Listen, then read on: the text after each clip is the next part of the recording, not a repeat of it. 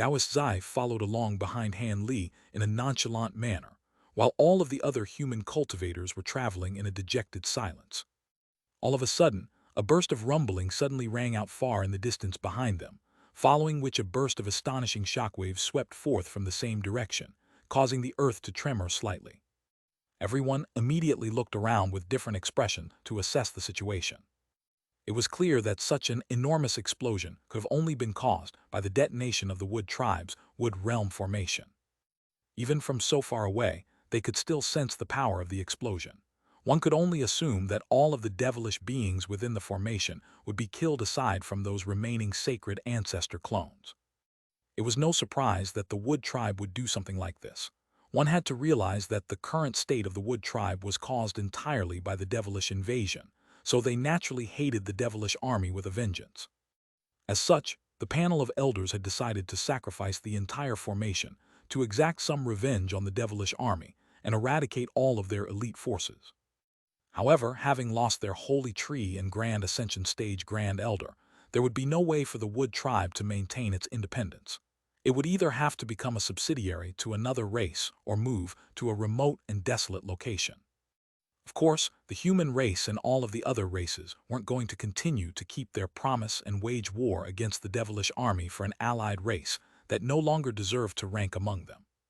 As these thoughts ran through Han Li's mind, he waved a hand, ordering the entire group to accelerate. The devilish army had just received an extremely heavy blow, and the formation was no longer around to trap them, so who knew if the sacred ancestors were going to take revenge on the retreating united army. As a safety precaution, it was best for them to get back to Cottonwood City as soon as possible. All of the other human cultivators naturally responded to Han Li's instruction, and they all sped up in their flight. 2 months later, Han Li, Patriarch Ao Zio, and Mo Jianli were having a calm discussion in the air above a mountain near Cottonwood City. Behind Han Li stood Taoist Zai and Zhu Gyur, while Silvermoon stood behind Patriarch Ao Zio. At this moment, Silvermoon's expression was very aloof, and she was listening to the conversation in an emotionless manner. Who would have thought that this would be the outcome of our attempt to reinforce the Wood Tribe? The Wood Tribe has already decided to split their brethren up into several groups, most of which will become subsidiaries to our races, while one group will venture into the primordial world and find a secretive location to settle, Mo Jianli said in a wistful voice. This is a wise decision. If another Grand Ascension Stage being could emerge within the Wood Tribe soon, they could reunite their brethren, and it wouldn't be impossible for them to regain their independence.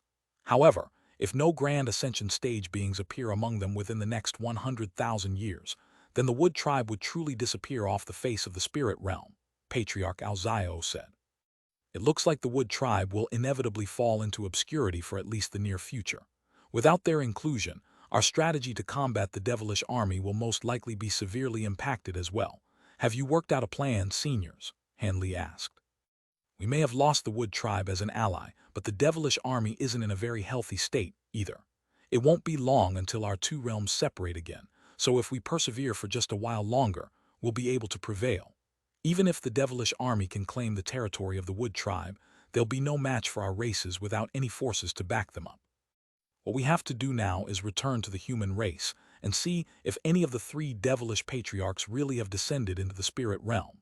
Only after addressing the current crisis can we consider other matters, Patriarch Ao Zio replied. I see.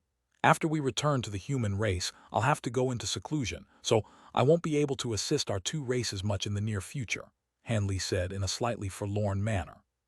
Haha, if you can progress to the Grand Ascension Stage, then that would be the greatest help for our 2 races. At your current age, our 2 races would be able to rely on you for the next 100,000 years. Leave the current crisis to fellow Taoist Ao and myself, Mo Jianli chuckled in response. After learning that Han Li and Taoist Zai had slain 12 sacred ancestor clones in the Wood Realm formation, Mo Jianli had become even more confident in Han Li's chances of progressing to the Grand Ascension Stage. Are you really going to find another secluded place to cultivate rather than return to Deep Heaven City? Patriarch Ao Zio suddenly asked. Deep Heaven City has managed to weather the assault from the devilish army, but it's still definitely not a safe place. I don't want to be disturbed during my seclusion, so I'm planning to go elsewhere, and I most likely won't come out of seclusion until I advance further in my cultivation base," Han Li replied with a smile. Han Li's confidence stemmed from the huge batch of foreign devilish metal in his possession. With that much foreign devilish metal, he would be able to easily reach the pinnacle of the late body integration stage. That's not a bad idea. The devilish army has planted many spies in our human race, so the fewer people that are aware of your seclusion, the better. We won't ask where you're going. We only wish you luck in your cultivation, Mo Jianli said. Come here, Ling Long. According to our prior agreement, I'll be leaving her with you. I hope you can master the secret technique soon so you can repress the backlash she's suffering from her cultivation art, Patriarch Ao Zio said to Han Li with a benevolent expression. Rest assured, Senior. I'll be sure to prioritize mastery of the secret technique during my seclusion to help fellow Taoist Ling Long out of her current predicament, Han Li immediately promised. Patriarch Ao Zio nodded in response before turning to Silvermoon. Ling Long, you have to listen to fellow Taoist Han's instructions for now, and you're not to leave his side unless I tell you to do so. Otherwise, don't bother coming back to see me. Yes, grandfather, Silvermoon replied as she cast an indifferent gaze toward Han Li. It's about time you set off, fellow Taoist Han. The two of us will also be returning to our two races in a few days after we take care of everything here, Mo Jianli said. All right, then I'll be taking my leave, Han Li replied with a nod before cupping his fist in a farewell salute toward the two Grand Ascension stage beings. The duo returned his salute with faint smiles on their faces. Han Li then swept a sleeve through the air to release a green jade flying boat, then flew onto it right away, followed closely by Taoist Zai, Zhu Gyur, and Silvermoon. After casting an incantation seal onto the flying boat, it shuddered slightly before flying away, quickly vanishing into the distance as a ball of azure light. 5 months later, a green jade boat was hovering in the air above a winding mountain range situated on the border of the human and demon territories. Han Li stood on the flying boat with his eyes closed, but his enormous spiritual sense was being released in all directions without any reservation. Silvermoon and the others were all standing behind him in silence. There's no one else in a radius of tens of thousands of kilometers. I'll make our cave abode here, Han Li said as he opened his eyes with a pleased expression. He then raised a sleeve to release around a dozen balls of spiritual light, which transformed into giant ape puppets that immediately descended onto the mountain down below at his behest. Azure light flashed from the fingers of these giant ape puppets, allowing them to claw through the mountain rocks with ease, and it didn't take long for them to create a huge cave abode in the belly of the mountain, complete with all types of facilities. After withdrawing the giant ape puppets, Han Li descended from above with everyone else, then flipped a hand over to release a series of formation flags and formation plates, all of which vanished into the nearby space. He had set up several powerful restrictions to protect the entire cave abode. Upon arriving in the hall of the cave abode, Han Li issued a few instructions to the others before making his way into the deepest secret chamber, where he began his seclusion. After taking a seat in the secret chamber, Han Li recited the mantra for the spiritual sense secret technique that Patriarch Ao Zio had bestowed upon him, then began his cultivation. He was preparing to completely master the secret technique so he could address Silvermoon's issue once and for all, then move on to his other cultivation arts. Moments later, layers of five-colored light began to revolve rapidly all over Han Li's body, while he sat in a completely still manner like a wooden statue. A year and a half later, the dazzling five-colored light suddenly faded, and Han Li reopened his eyes with a contemplative expression. Not only has this secret technique slightly enhanced my spiritual sense, it's also very effective for calming the heart and soothing the mind. As expected of the only grand ascension stage being to have come out of the demon race for tens of thousands of years, he has truly created a brilliant secret technique, Han Li murmured to himself before suddenly sweeping his spiritual sense throughout the entire cave abode. As a result, he discovered that Silvermoon was also cultivating in another secret chamber nearby, and her calm expression indicated that she was completely unaware of the presence of Han Li's spiritual sense. After appraising her for a short while longer, Han Li withdrew his spiritual sense, then flipped a hand over to summon a piece of black and white ore. Chapter 2177, Mastering the 100 Meridian Refinement Mantra. The piece of ore was only around the size of an egg, and its pitted and bumpy surface was giving off a cold metallic sheen. This was one of the pieces of foreign devilish metal that Han Li had secured from the Elder Devil realm.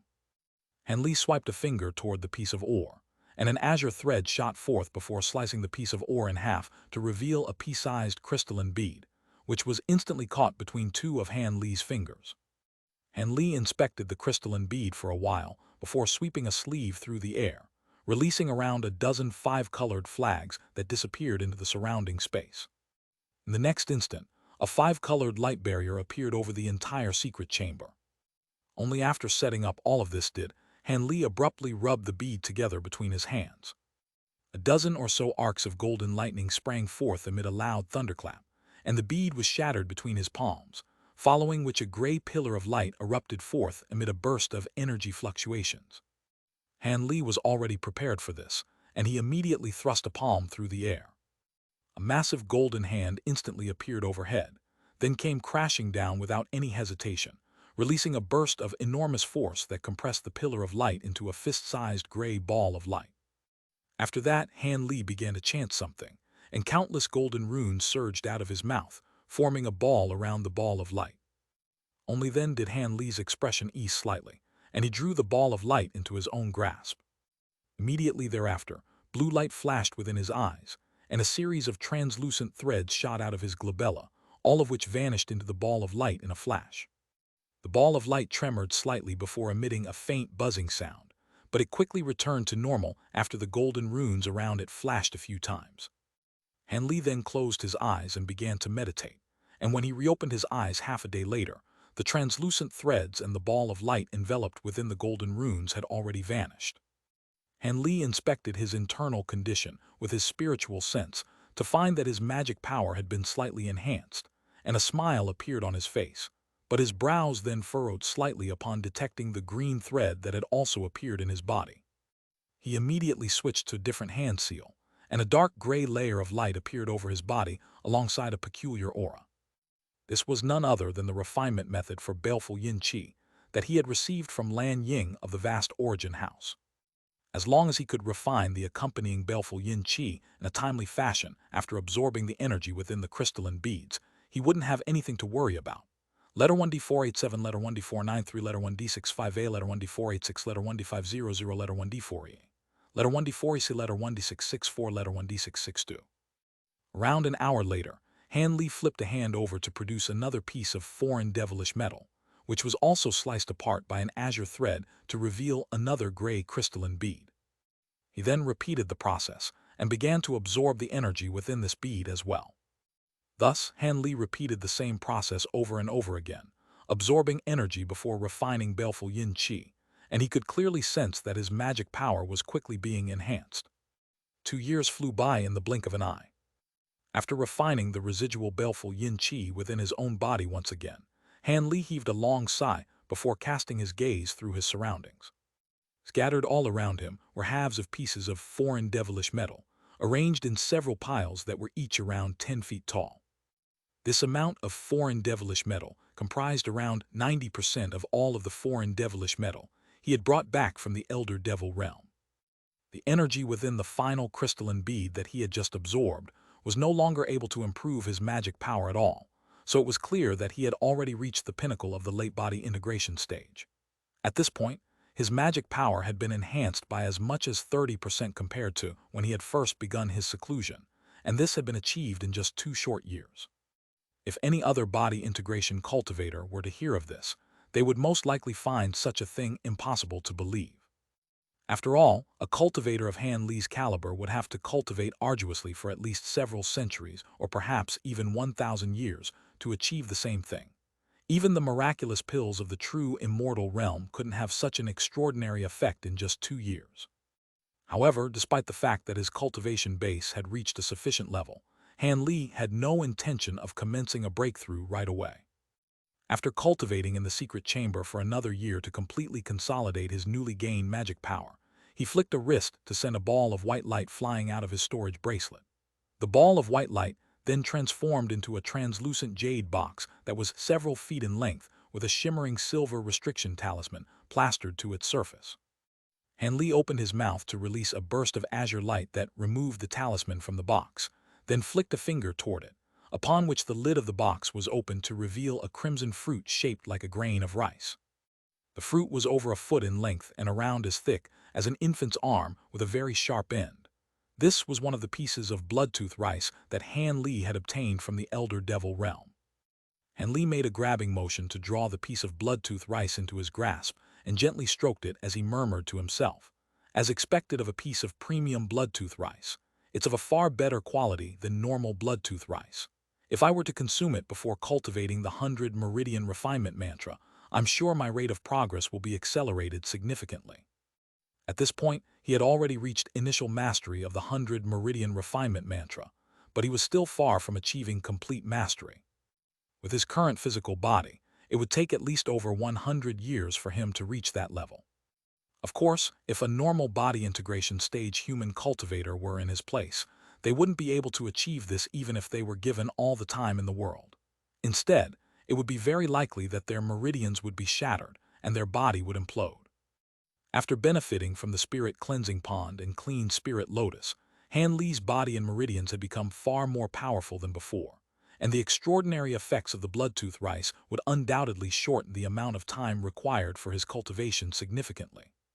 As such, he was very confident in his mastery of the 100 Meridian Refinement Mantra. Once he mastered this powerful ability, it would definitely be of great help to him for his breakthrough attempt to the Grand Ascension stage. As Han Li considered all of his, he slowly injected a burst of pure yang energy into the bloodtooth rice. In the next instant, the bloodtooth rice was enveloped in a layer of gentle white light and was quickly cooked, giving off a rich, fragrant aroma during the cooking process. Han Li immediately devoured the entire piece of bloodtooth rice in a few bites, and countless bursts of heat instantly began to surge through his meridians. A serious look appeared on his face as he made a hand seal, and his provenance true devil projection appeared behind him amid a flash of golden light as he began to cultivate according to the mantra. One season passed by after another, and 40 years flew by in the blink of an eye. On this day, Silvermoon was cultivating in her secret chamber when she suddenly heard what appeared to be countless dragons' roars erupt from a nearby secret chamber. Immediately thereafter, the sound of howling winds and rumbling thunder rang out, and the ground began to tremor slightly as if there were a violent storm taking place not far away.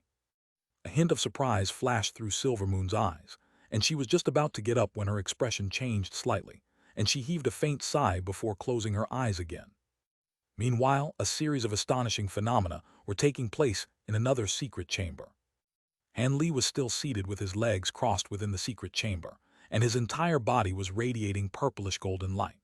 At the same time, countless silver spirit patterns were rapidly surging over his skin, forming a series of formations of different sizes before quickly crumbling away, presenting a very peculiar sight to behold.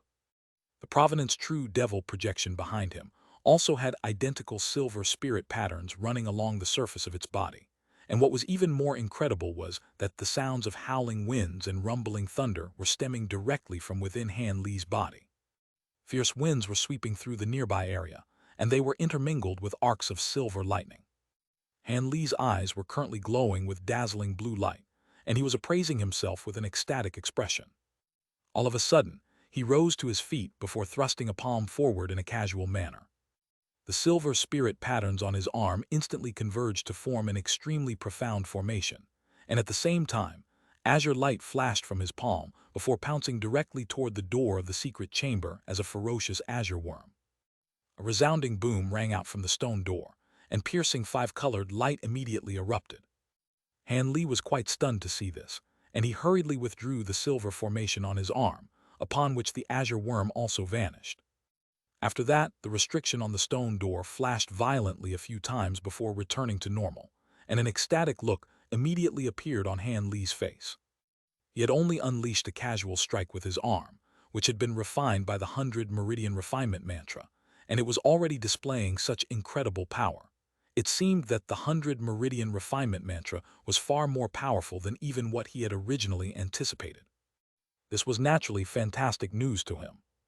During the past 40 years of arduous cultivation, he had consumed all of his bloodtooth rice and finally achieved complete mastery of the 100 Meridian Refinement Mantra. Currently, every single part of his body could be transformed into a powerful treasure with different profound abilities, allowing him to kill other beings of the same caliber without even using any treasures or weapons. Chapter 2178, The Third Extreme Mountain. Han Li gently clenched his other hand into a fist with an elated expression, and countless golden threads appeared before disappearing in a flash after revolving around his fist for a short while.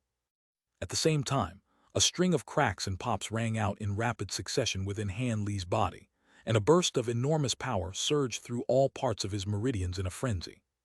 Blue light flashed within Han Li's eyes, and the cracks and pops suddenly subsided as he threw a punch at the stone door in the distance. An explosive boom instantly rang out, and the stone door flashed with five-colored light before abruptly exploding. Han Li gave a pleased nod upon seeing this, then swept a sleeve toward the rubble in the distance to release a burst of azure light. The azure light surged over the pile of rubble, which reverted back into a stone door once again. After that, Han Li sat down with his legs crossed and began to carefully examine every single part of his own body, assessing the differences between the abilities of each of his body parts. 3 days and 3 nights passed by, and Han Li finally mastered all of the intricacies of his 100 Meridian Refinement mantra. After considering his current situation for a moment, he flicked a wrist to produce 2 green crystals of different sizes from his storage bracelet. One of them had a diameter of around a foot, while the other was the size of a fist. They were none other than the crystalline cores that contained the 5 elemental yin-yang true light. One of them had been obtained from the underground mine, while the other had been refined from the demon core of that magnetic light beast. In conjunction with some of the other precious materials he had prepared in advance, he now had enough to refine the third extreme mountain. Han Li appraised the crystalline cores in his hands in silence, while thinking back to the relevant portion of the integrated 5 extreme mountains refinement method.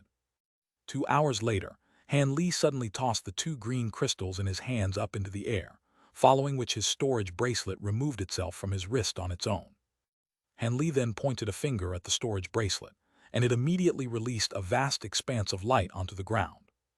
In the next instant, a series of containers appeared on the ground beside Han Li in a neat and orderly fashion. After that, a ball of silver light that contained a silver cauldron emerged from the storage bracelet amid a dull thump. Initially, the cauldron was only around an inch in height, but it quickly swelled to around 10 feet tall before crashing down heavily from above. A resounding boom rang out as the entire secret chamber tremored slightly, and 3 legs of the cauldron had buried themselves around half a foot deep into the ground. Han Li waved a hand toward the pair of green crystals, and they immediately flew into the cauldron as 2 balls of green light. After that, Han Li opened his mouth to expel a ball of silver flames, which transformed into a small silver fire raven that flew toward the underside of the giant cauldron.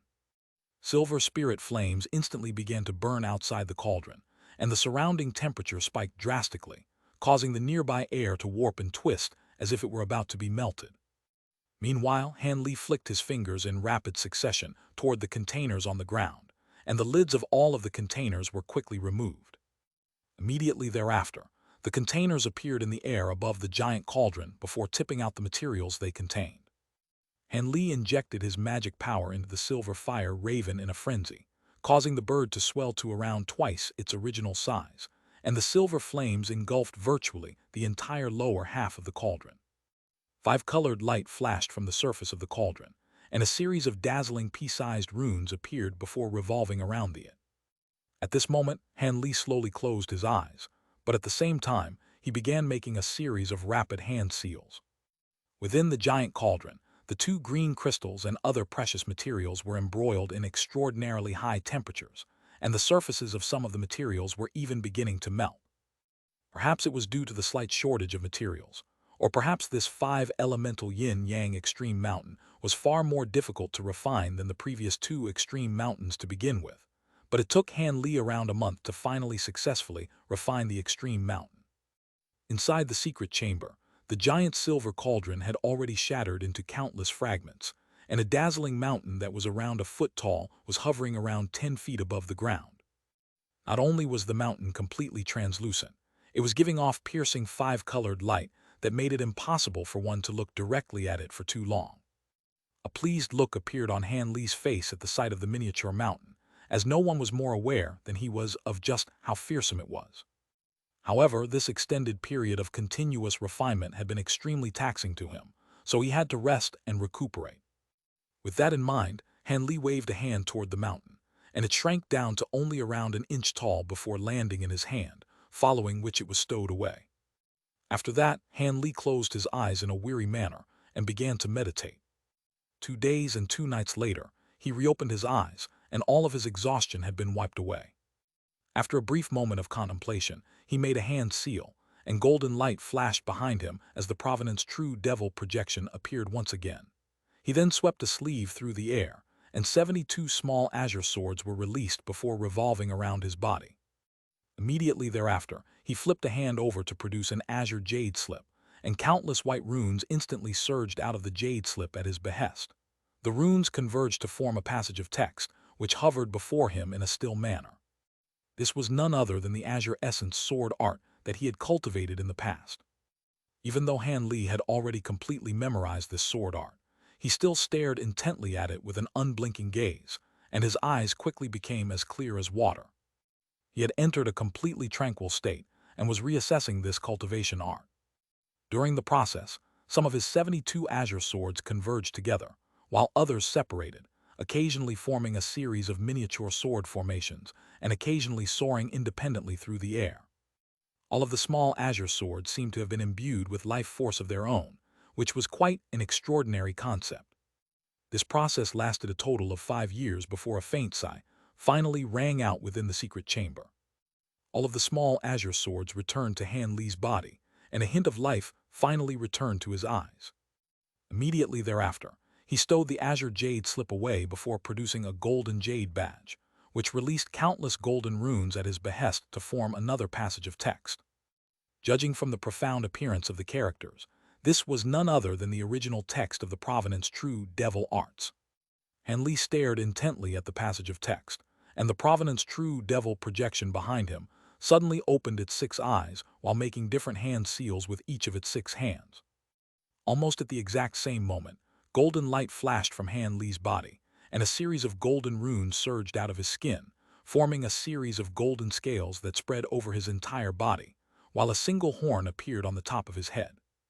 Han Li studied this cultivation art for far longer than the azure essence sword art, and before he knew it, 11 years had flown by. On this day, a cry of elation suddenly rang out from within the secret chamber, and the Provenance True Devil projection behind Han Li disappeared, alongside the horn on his head and the golden scales all over his body. Han Li then opened his eyes, and an irrepressible smile appeared on his face. During this reassessment of his cultivation arts, not only had he managed to make sense of some parts of the cultivation arts that he had failed to understand in the past, he had also developed several new abilities that branched off from those cultivation arts. He had decided to do this after taking into account the Grand Ascension Stage bottleneck breakthrough experience that had been bestowed upon him by Mo Jianli and Patriarch Ao Zio. At present, he had completely mastered the 100 Meridian Refinement Mantra and had 3 extreme mountains to help him transcend his heavenly tribulation. In conjunction with the new abilities he had mastered, and the fact that the medicinal effect of the clean spirit lotus he had consumed had been mostly refined, he estimated that there was a 60% to 70% chance of making a successful breakthrough. Such an incredibly high probability would be enough to fill all body integration stage beings with intense envy. One had to realize that even after spending their life savings and making preparations for tens of thousands of years, the average late body integration stage being would still only have a less than 10% chance of making a breakthrough to the Grand Ascension stage. Some late body integration stage beings with lackluster aptitude wouldn't even be able to survive the heavenly tribulation. Otherwise, there wouldn't be so little Grand Ascension stage beings in the spirit realm. The preparations that Han Li had made were far from what the average late body integration stage being could hope to match, so he had decided to attempt a breakthrough right away. Breaking through the Grand Ascension stage bottleneck was naturally going to be far more difficult than breaking through his previous bottlenecks, and the world's origin chi triggered during the breakthrough would be extremely destructive, so he naturally couldn't attempt the breakthrough within the secret chamber. Thus, a determined look appeared on his face as he stood up and exited the secret chamber. Chapter 2179, Preparations. As the stone door was opened, Taoist Zai had already sensed what Han Li was doing, and he arrived before Han Li in a flash, then appraised him with silver light flashing within his eyes. At this point, Taoist Zai had already recovered his Grand Ascension stage powers, and his gaze was sharp as a blade, striking Han Li with a sense of discomfort.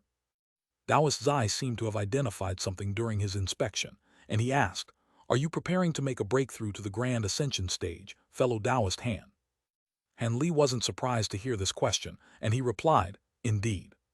You're currently in peak condition in all areas, so your chances of making a successful breakthrough should at least exceed 50%.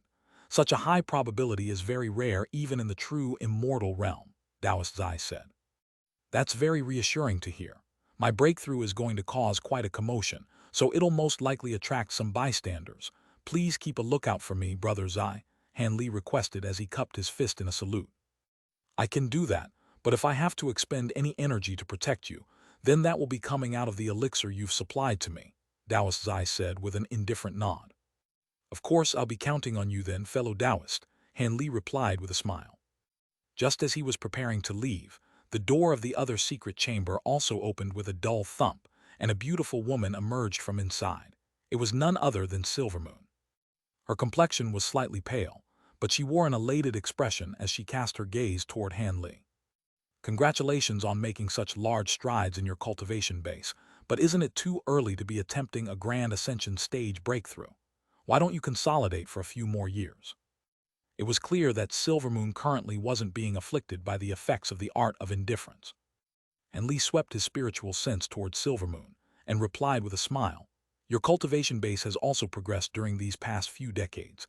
It looks like the cultivation art provided by Senior Ao Zio has been quite effective.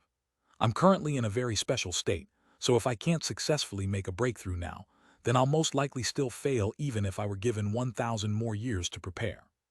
Your cultivation base and experience far exceeds my own, so I'm sure you have your reasons for making this decision. Let me keep a lookout for you alongside Brother Zai to prevent any pesky individuals from disrupting you," Silvermoon offered. "That would naturally be more than welcome. By the way, where is Gyur? She doesn't seem to be in the cave abode right now," Han Li asked.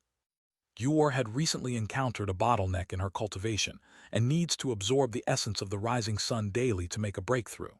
Hence, she moved out of the cave abode a few years ago and is cultivating by herself on a nearby mountain, Silvermoon explained. "I see. The greater incarnation arts are indeed different from normal cultivation arts, so it would be best for us to not interfere with her cultivation," Han Li replied with a nod. Thus, Han Li's trio flew out of the cave abode, then decided on a certain direction before flying toward it together. Around 15 minutes later, the three of them descended into a basin tens of thousands of kilometers away from the cave abode. Han Li inspected the spacious surroundings and the mountains far away in the distance before giving a satisfied nod. "This is a suitable place. Please wait here while I set up a few formations and make some preparations. They won't be able to help me transcend my heavenly tribulation, but they'll disguise some of the phenomena that'll arise during my breakthrough, making it more difficult for outsiders to track us down." Silvermoon and Taoist Zai naturally had no objections to this, and they flew away to a pair of nearby mountains before landing upon them. The two of them then sat down on a giant rock each and appraised Han Li's actions from afar. Han Li took a deep breath before sweeping a sleeve through the air, releasing around a dozen balls of white light, which transformed into a series of giant ape puppets, all of which were holding different types of formation tools. "Go," Han Li instructed, and the puppets rose up into the air before carefully setting up the formation tools in the surrounding area. Meanwhile, Han Li rose from the edge of the basin, then flipped a hand over to summon a series of translucent top-grade spirit stones, which he sent raining down from above. Soon, a series of formations had taken shape within the basin. After doing all that, Han Li returned to the center of the basin, where he produced a series of shimmering treasures that he tossed toward all parts of the formations. Most of those treasures had been obtained by Han Li from the many devilish lords and sacred ancestor clones he had killed, and all of them were extremely powerful. In the eyes of a normal body integration cultivator, even just one of those treasures would be regarded as an extremely prized asset, but Han Li had brought out over 50 of them, and they were only being used to bolster the formation cores and enhance the formations he had just set up. After that, Han Li flicked a wrist to release a huge pile of formation materials from his storage bracelet, and only then did he take a seat with his legs crossed. After setting up the formation plates and formation flags in their hands, the giant ape puppets immediately collected more formation materials from the pile before returning to work. These formations were clearly no ordinary formations, and even with the assistance of the formation tools, it still took close to half a day to complete them, after which all of the giant ape puppets returned to Han Li and stood before him in a still manner. Han Li swept a sleeve through the air in an expressionless manner, releasing a burst of azure light to stow the puppets away. At the same time, yellow light flashed from his body, and he made a hand seal before casting a profound incantation seal onto the ground. The incantation seal vanished into the dirt in a flash, upon which Han Li yelled the word rise. Letter 1D627, letter 1D45F, letter 1D452, letter 1D452, letter 1D638, letter 1D626, letter 1D624, letter 1D630, letter 1D4C2. The ground immediately tremored as a square platform that was around an acre in area rose up from the ground, instantly reaching a height of around 300 feet. Han Li then made a different hand seal and opened his mouth to expel a silver fireball. The silver fireball quickly transformed into a silver fire raven that was around a foot in size, which then swelled drastically to over 100 feet. The giant fire raven soared up into the air at Han Li's behest, then swiveled around and plunged down toward the platform. As the silver fire raven approached the platform, it transformed into a vast expanse of silver flames that inundated both the platform and Han Li. Han Li stood ramrod straight within the silver flames in a completely still manner, and the silver flames merely flashed past him, leaving him completely unharmed. However, the platform quickly melted under the flames, and its surface began to rapidly crystallize. After the span of just a few breaths, Han Li swept a sleeve through the air, sweeping up a gust of fierce winds that snuffed out all of the silver flames. At this point, the platform had become completely translucent and covered in a layer of white crystalline material. Under the light of the sun, the platform gave off a stunning radiance, and it appeared to be a jade structure from afar. After being briefly refined by the spirit flames, the ordinary stone platform had become as resolute as normal tool refinement materials. All of a sudden, 72 small azure swords flew out of Han Li's body, then rose up into the air before transforming into streaks of azure sword chi. Han Li pointed a finger up at the streaks of sword chi, and all of them descended toward the platform in unison. Streaks of azure light revolved around the crystalline platform, scratching away countless scraps of crystalline material while creating a series of spirit patterns. The streaks of sword chi were as fast as lightning, and they covered the entire area of the platform in the blink of an eye before rising back up into the air, where they reverted back into 72 small azure swords. At this point, countless profound spiritual patterns had appeared on the surface of the platform, and one would be struck by a peculiar sense of dizziness if they were to behold the spirit patterns for too long. Han Li swept his spiritual sense over these spirit patterns, upon which a pleased look appeared on his face. He then flipped a hand over to produce 4 small flags, each of which was around an inch tall, and all of them instantly disappeared. In the next instant, a burst of mist rose up from each of the 4 corners of the platform, manifesting into 4 giant flags that were over 100 feet tall. The flags were of different colors comprised of red, green, yellow, and purple, and there were extremely lifelike monsters engraved onto each of them. The heaven-defying platform is finally complete. I hope that this really will assist me in my breakthrough, as Senior Mo says it will, Han Li murmured to himself as he inspected the 4 giant flags. Immediately thereafter, he cast an incantation seal toward the flying swords up above, and they transformed into over 1,000 streaks of identical azure sword chi. They then scattered in different directions before vanishing into thin air, but if anyone were to reach within 1,000 feet of the platform, they would immediately be struck by a bone-chilling sense of peril. Chapter 2180, Spirit Tide. Han Li paused momentarily before sweeping a sleeve upward, and 3 small mountains immediately appeared overhead amid a flash of light. The 3 mountains then descended toward the edges of the crystalline platform down below at his behest, then crashed heavily down onto the ground, where they instantly swelled to over 1,000 feet tall each, enclosing the platform within a giant barrier of mountains. After that, Han Li sat down onto the ground and began to meditate. Day transitioned to night, and night transitioned back into day. On the 2 mountains in the distance, Taoist Zai and Silvermoon were constantly appraising Han Li with different expressions. Taoist Zai's expression was very placid and tranquil, while Silvermoon constantly had a hint of concern in her eyes. 4 hours later, just as the first ray of sunlight appeared above a nearby mountain, Han Li opened his eyes before making a hand seal, and an enormous aura erupted from his body as his Provenance True Devil projection appeared behind him amid a flash of golden light. The Provenance True Devil projection then swelled to over 1,000 feet in size at his behest before opening its eyes and making a different hand seal with each of its 6 hands. A string of loud rumbling booms rang out as fierce winds swept through the air, bringing with them a blanket of dark clouds. Han Li completely disregarded all of this as he sat on the platform and merely cast another incantation seal. All of a sudden, the spirit patterns on the surface of the giant platform seemed to have sprung to life, forming hundreds of formations of different sizes that fluctuated erratically in brightness. The world's origin chi nearby surged violently, and countless specks of 5-colored light appeared in the air, stretching as far as the eyes could see and creating a breathtaking sight to behold. After doing all of this, Han Li closed his eyes in an expressionless manner and began to meditate once again. As the formations on the platform flashed, his aura was slowly climbing virtually with each passing moment. Even though this rate of enhancement was very slow and almost unnoticeable, it would still amount to a significant increase given sufficient time. Meanwhile, the projection behind Han Li also began to slowly expand, growing around 10 feet taller per 2 hours. At this rate, the projection would be able to grow over 100 feet taller in a day, and as it grew, its projection-like body also became more and more substantial. Time slowly passed by, and Han Li's aura continued to swell with no signs of stopping. Half a month later, Han Li's aura had swelled to a point that would be enough to strike fear into the hearts of all body integration cultivators, and his Provenance True Devil projection had grown to over 3,000 feet tall while adopting an extremely substantial form.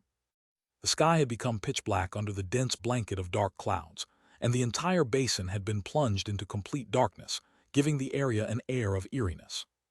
The only sources of light came from the specks of light formed by the world's origin chi that were hovering in midair, and they had also grown from pea-sized specks of light to around the size of eggs.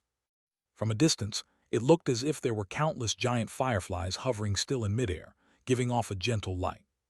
At this moment, Han Li finally opened his eyes, and piercing blue light was flashing within his pupils.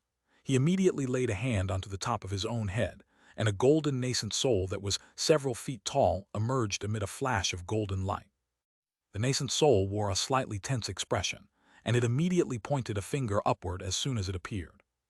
Silver light flashed within the dark clouds up above, and a thick bolt of lightning came crashing down amid a rumbling thunderclap.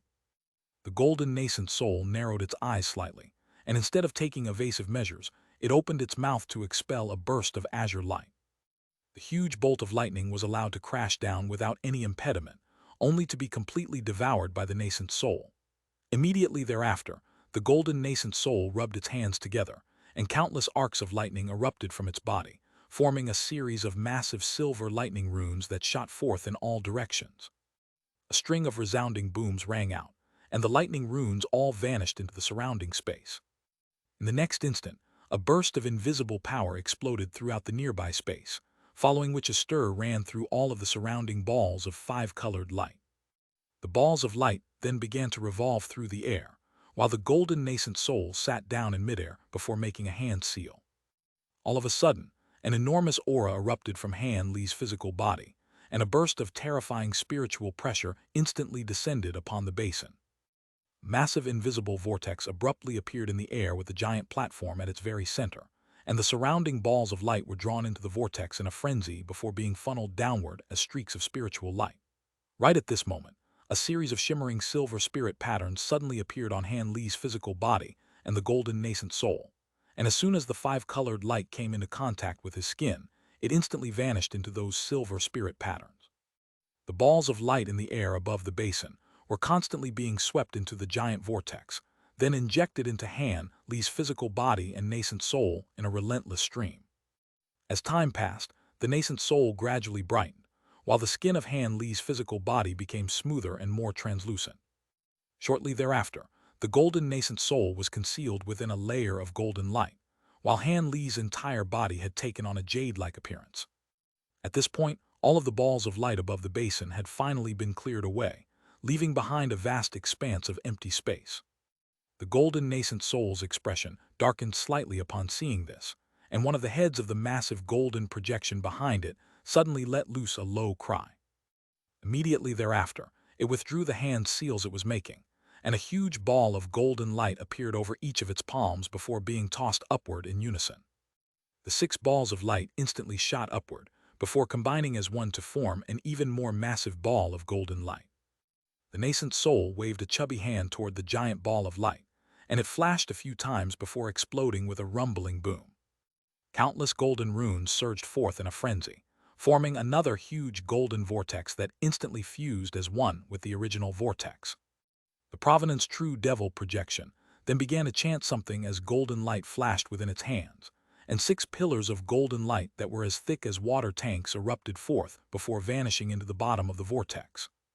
The golden vortex instantly swelled drastically in size amid a loud buzzing sound, and within the span of just a few breaths, it had become so massive that it was taking up virtually a third of the entire basin. A hint of elation appeared on the golden nascent soul's face upon seeing this, and it made a hand seal before pointing a finger at the vortex. The buzzing within the vortex immediately subsided, only to be replaced by delightful heavenly music. At the same time, bursts of enormous suction force that threatened to tear the entire heavens apart swept forth in all directions from it.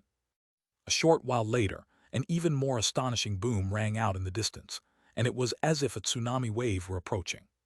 Spiritual light flashed, and a hint of dazzling radiance appeared in the distant sky, following which a boundless expanse of dazzling light came surging forth. The golden nascent soul's expression changed slightly upon seeing this, and blue light flashed through its eyes, allowing it to instantly identify the spirit tide as an incredible phenomenon formed by countless 5-colored balls of light. A hint of elation appeared on the nascent soul's face upon seeing this, and it took a deep breath as the giant golden projection behind it raised its 6 hands again, unleashing around a dozen more pillars of golden light that shot directly into the golden vortex. As a result, the vortex swelled even further in size and released several more bursts of enormous suction force. In the face of such tremendous suction force, the incoming waves of suction light were all drawn into the golden vortex, and the silver spirit patterns on the nascent soul and Han Li's physical body began to absorb the 5-colored light once again. Their bodies were like insatiable voids, seemingly with an infinite appetite for world's origin chi. Meanwhile, the giant vortex had forcibly gathered all of the world's origin chi within a radius of tens of thousands of kilometers, creating a spirit tide that also appeared as if it would never subside.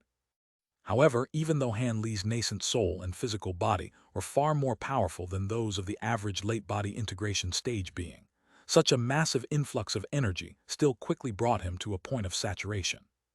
If he were to continue absorbing energy, not only would his nascent soul and physical body fail to become any more powerful, it was very likely that he would perish from self-detonation. Thus, the silver spirit patterns on his physical body and nascent soul quickly faded, and at the same time, the Provenance True Devil projection opened its 3 mouths in unison, easily devouring all of the world's origin chi in the surrounding air, upon which it expanded even further. Letter 1D4 EF, letter 1D667, letter 1D65A, letter 1D486, letter 1D666C, letter 1D65A, letter 1D658, letter 1D664, letter 1D662. Even though Han Li's nascent soul and physical body were no longer able to absorb the world's origin chi, the Provenance True Devil projection was taking over from them in a seamless fashion. Chapter 2181, 5 Elemental Tribulation. After absorbing the remaining world's origin chi in the air, the Provenance True Devil projection swelled over 1,000 feet taller. Meanwhile, Han Li's nascent soul and physical body were seated in a still manner down below, focused wholeheartedly on refining the world's origin chi they had just absorbed. Even with Han Li's powers, he had only managed to forcibly absorb the energy into his own body, and only following a refinement process would he be able to temporarily enhance his own powers. However, this amount of energy was no issue at all for the gargantuan Provenance True Devil projection. It had devoured the incoming 5-colored light with ease, and it was only continuing to expand. After a span of only around 15 minutes, the golden projection had swelled to close to 10,000 feet tall, standing like an immovable golden pillar between heaven and earth. At this point, the spirit tide was beginning to subside, and it soon completely disappeared, following which the nascent soul flew toward Han Li's body as a streak of golden light. The two combined as one again, and Han Li slowly opened his eyes.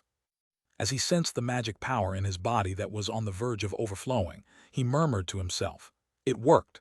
This should make my breakthrough a little easier to achieve." As soon as his voice trailed off, he immediately made a hand seal before closing his eyes, and bright golden light radiated from his body as golden scales appeared all over his skin. At the same time, an azure horn that was around half a foot in length appeared on his head. The golden vortex in the air shattered amid a crisp crack, while an aura that was around twice as fearsome as it had been rose up from Han Li's body. The clouds in the sky were all dispersed by this aura, allowing several rays of radiant sunlight to filter through. At this moment, Han Li was rapidly making a series of hand seals while chanting something, and 2 additional golden heads and 4 extra golden arms appeared on the sides of his body. At the same time, the color of his golden scales darkened and began to radiate a purplish golden light. He had activated his Provenance True Devil arts to their maximal extent, and his enormous magic power was beginning to surge toward his bottleneck like a string of giant waves. However, it seemed that there was an invisible dam within his body, keeping the magic power firmly at bay. It seemed that the process of breaking through the bottleneck definitely wouldn't be a short one. Han Li continued to attack the bottleneck while sensing the changes taking place within his own body, and he had already prepared himself for a prolonged struggle. A month later, Silvermoon was standing atop a mountain peak, appraising the basin from afar in an expressionless manner, but on this occasion, Zhu Guor had joined her. Han Li had caused a massive commotion when commencing his breakthrough, and that was naturally detected by Zhu Guor, prompting her to rush over to the basin to see what was happening. At this point, the basin had been enshrouded under around a dozen light barriers, and even though she was injecting magic power into her own eyes with all her might, she was still unable to see anything. "Senior Ling Long, is Senior Han all right? It's been such a long time, could anything have gone wrong?" Zhu Guor asked in an urgent voice. "The entire area has been enshrouded under the restriction, so I can't see anything either. However, his aura is becoming more and more powerful and is virtually on par with that of my grandfather, so he should be fine," Silvermoon replied in an indifferent manner before sitting down to meditate. Zhu Guor's heart eased slightly upon seeing this, but she was left feeling rather speechless by the sight of Silvermoon's display of indifference. A short while ago, she had been extremely concerned about Han Li, yet she had suddenly completely detached and aloof. If she weren't aware of the fact that Silvermoon was being affected by her cultivation art, she would have been very confused by this turn of events. On the other mountain peak, Taoist Zai was peering into the light barriers in the distance with silver light flashing within his eyes, and a peculiar look suddenly appeared on his face. All of a sudden, the entire basin tremored, and all of the light barriers shuddered violently as a string of earth-shattering booms rang out. Golden light flashed, and around a dozen thick pillars of light erupted out of the light barriers, scattering all of the dark clouds up above. A fearsome aura then swept forth in all directions, and even Taoist Zai's pupils contracted slightly upon sensing it. He's done it. His aura has already reached the grand ascension stage. Whether he'll succeed or not will depend on whether he can transcend the upcoming heavenly tribulation, Taoist Zai murmured to himself, seemingly very familiar with Han Li's current situation. As soon as his voice trailed off, all of the light barriers shattered, revealing a golden projection that was over 10,000 feet tall. At the foot of the projection was a ball of purplish golden light, within which Han Li stood with his arms crossed. Currently, Han Li was still in his devil-feet form, but his entire body was bloodstained and riddled with countless thin gashes that were rapidly healing at a rate that was discernible to the naked eye. What was even more peculiar was that Han Li had grown significantly taller, and his limbs had also become noticeably more muscular, transforming him into a towering muscle-bound man. At this point, the massive crystalline platform had already been destroyed, leaving only the severely ravaged ground down below, which looked as if it had been impacted by some type of tremendous force. Han Li's eyes were tightly shut as he stood within the ball of light, and silver spirit patterns were roaming all over his body.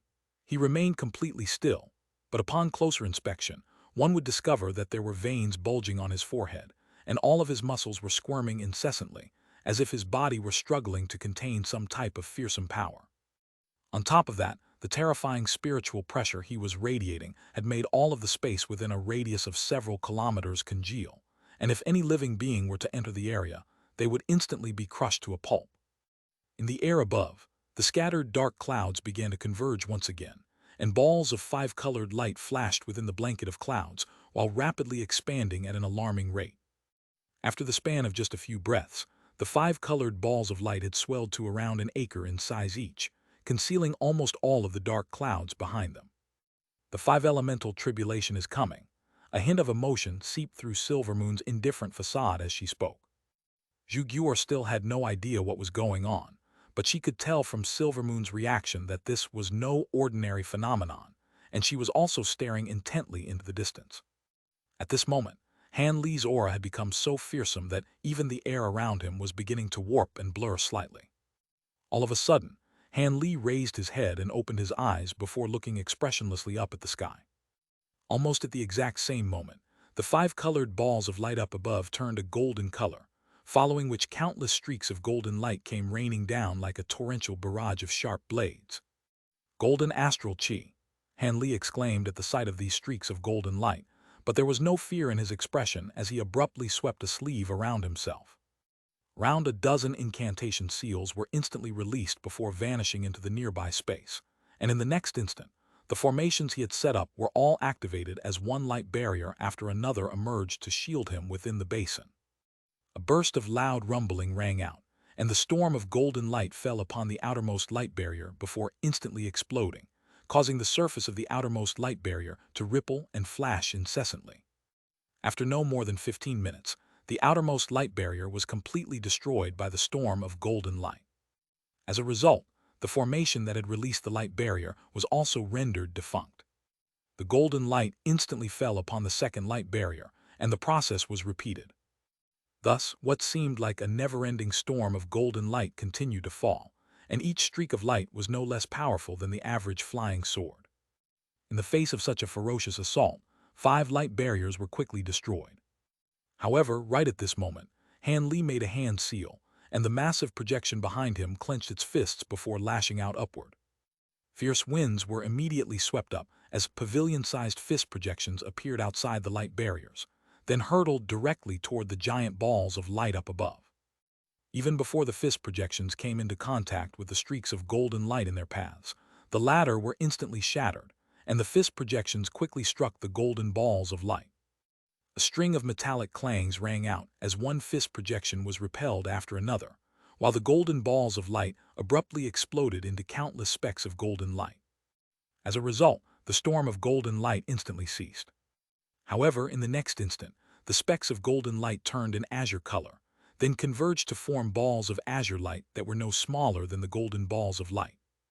At the same time, a powerful natural aura began to radiate from the azure balls of light. Chapter 2182, Might of the Heavenly Tribulation. In the next instant, wisps of azure chi emerged from the azure balls of light before transforming into a series of massive logs.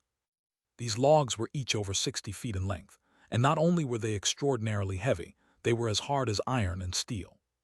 As soon as the logs appeared, they came crashing down from above. Han Li's expression remained completely unchanged upon seeing this, and he merely made a hand seal, upon which countless streaks of azure sword chi appeared overhead. The streaks of sword chi then transformed into sword threads that formed a massive net, and all of the giant logs that came into contact with the net were instantly shredded. There was seemingly no end to the storm of giant logs, but they were all destroyed by the azure sword net, and as time passed, the sword net began to rise up against the barrage of logs. However, the azure balls of light up above were steadily expanding in size, and the logs they were releasing were also becoming larger and larger, swelling to over 100 feet in length each. However, the sword net was formed by Han Li's bonded azure bamboo cloudswarm swords, and at his current level of power, each and every sword was comparable to spirit treasure. As such, even though the logs were falling with greater and greater ferocity, they were still unable to withstand the sword threads. A string of resounding booms rang out as the sword net rose up into the heavens before reverting back into 72 streaks of azure light, which plunged into the giant balls of azure light before tearing through them in a frenzy. All of the azure balls of light were instantly scattered into specks of azure light, while Han Li looked on from down below with an unblinking gaze. Moments later, the specks of azure light below the dark clouds turned a bright blue color before converging to form massive balls of blue light. These balls of light were around twice as large as the previous ones, and the pleasant sound of flowing water rang out as waterfalls came crashing down violently from above like a barrage of countless white dragons. Han Li's expression changed slightly upon seeing this, and he immediately made a hand seal, upon which the Provenance True Devil projection behind him opened its mouth before expelling a burst of scorching silver flames upward.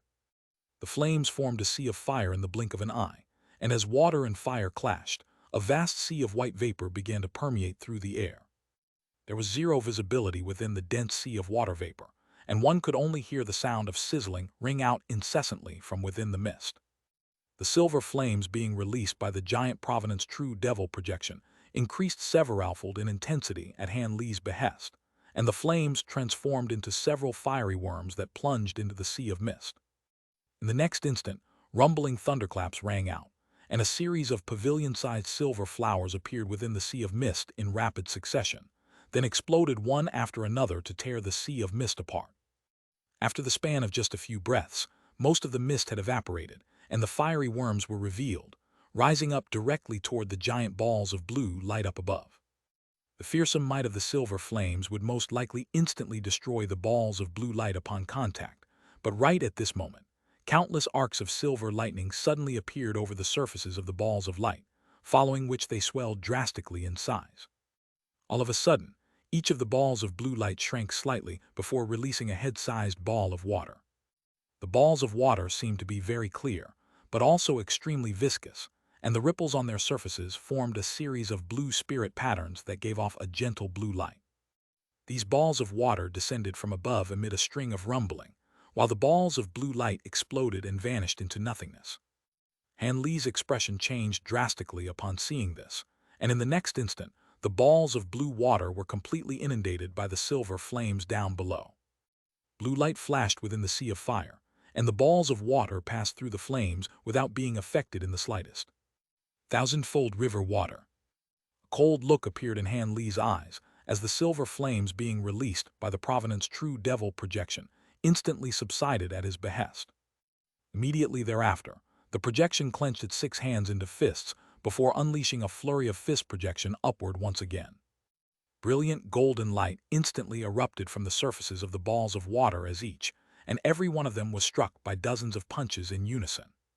However, the balls of water were able to withstand the assault and continue to descend through the golden light. Han Li's heart jolted upon seeing this, and the Provenance True Devil projection instantly took on a substantial form before unleashing a string of frenzied attacks toward the descending balls of water. An earth-shattering boom rang out as countless golden suns appeared in the air, alongside powerful shockwaves that swept forth in all directions. After the shockwaves subsided, the balls of water were nowhere to be seen. The Provenance golden body was still standing resolutely on the spot, but its feet had sunken over 100 feet into the ground, and large sections of its 6 arms had vanished, having been destroyed by the balls of water. The fact that even the fearsome Provenance True Devil projection had been reduced to such a sorry state was a testament to just how powerful the thousandfold river water was. Han Li quickly made a hand seal, and the Provenance True Devil projection's arms instantly regenerated amid a flash of golden light. However, right at this moment, a giant crimson ball of light that resembled a scintillating sun appeared up above. Even though there was only one ball of light on this occasion, it was so massive that it encompassed almost the entire basin. Following a burst of erratic squawking, countless scorching white fire ravens surged out of the giant ball of light, then came raining down as a storm of fireballs. Even before the fireballs had landed on the ground, a burst of incredibly scorching heat had already descended over the basin. Han Li's eyes narrowed slightly, and the Provenance True Devil projection opened its mouth again to unleash the scorching sea of silver flames a second time.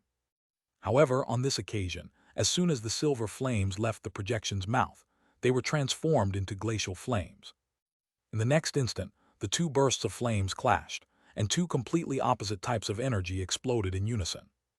Thus, a clash between ice and fire ensued, and neither side was able to gain the upper hand.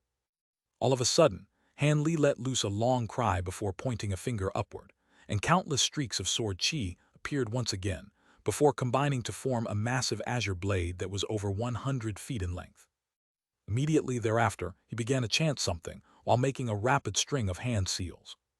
Translucent light surged over the surface of the giant azure blade, and it instantly swelled to over 10 times its original size, elongating to over 3,000 feet in length.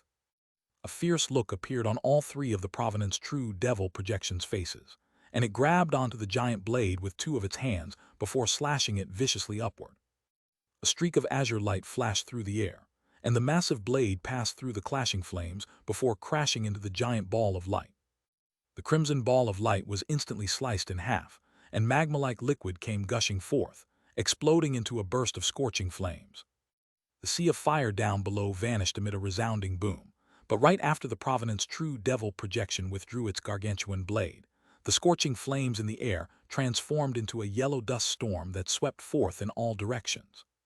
All of a sudden, the entire sky darkened, and a bone-chilling aura of warfare began to seep out of the dust storm. Han Li's brows furrowed slightly upon seeing this, and the Provenant's true devil projection immediately swept its giant blade upward again. Another streak of piercing azure light sliced through the heavens, parting the entire dust storm, but in the next instant, the two halves of the dust storm combined as one again as if nothing had ever happened. The massive blade formed by all 72 azure bamboo cloudswarm sword, and the fearsome might of the Provenant's golden body, hadn't inflicted any damage upon the dust storm. All of a sudden, the sound of war drums rang out, immediately following which groups of gray warriors that resembled earthen statues emerged. These warriors were either riding atop beastly steeds or armed with sharp-bladed weapons, and there was no end in sight to their enormous numbers. Han Li couldn't help but draw a sharp breath upon seeing this, and before he had a chance to think of an effective countermeasure, the dust storm abruptly swept downward alongside the countless warriors. Han Li's expression immediately darkened, as the Provenant's true devil projection lashed out with its massive blade once again, destroying countless approaching warriors, only for them to instantaneously regenerate before continuing to descend. Chapter 2183, True Lightning Tribulation. Han Li's pupils contracted drastically upon seeing this, and he immediately made a different hand seal. All of a sudden, the Provenant's true devil projection hurled its giant sword away, then instantly adopted its golden body form as countless golden runes began to revolve around it. The golden body then opened its three mouths in unison, releasing a burst of white shockwaves that swept straight into the dust storm. An earth-shattering boom rang out as the white shockwaves exploded, impacting the entire dust storm. In the wake of the explosion, all of the gray warriors within the dust storm were instantly reduced to dust. However, in the next instant, hundreds of thousands of warriors took shape once again before lashing out with their weapons, sending countless streaks of yellow light raining down from above. Han Li's expression changed slightly upon seeing this, and he pointed a finger at the Provenant's golden body. The white shockwaves being released by the golden body immediately ceased, and it took a large stride forward before waving its 6 arms through the air. A string of resounding booms rang out as 6 thick pillars of light erupted forth, instantly combining as one to form a golden tornado beneath the dust storm. The tornado was several thousand feet tall, with countless golden runes surging out of it in a frenzy, alongside a burst of incredible suction force. The descending streaks of yellow light were all drawn by this suction force into the tornado, where they vanished amid a string of dull thumps. Letter 1D4 BB, letter 1D633, letter 212F, letter 212F, letter 1D464, letter 212F, letter 1D4 B7, letter 1D450, letter 2134, letter 1D4 FV. As for the countless guards within the boundless dust storm, they were also forcibly drawn toward the tornado like moths to a flame.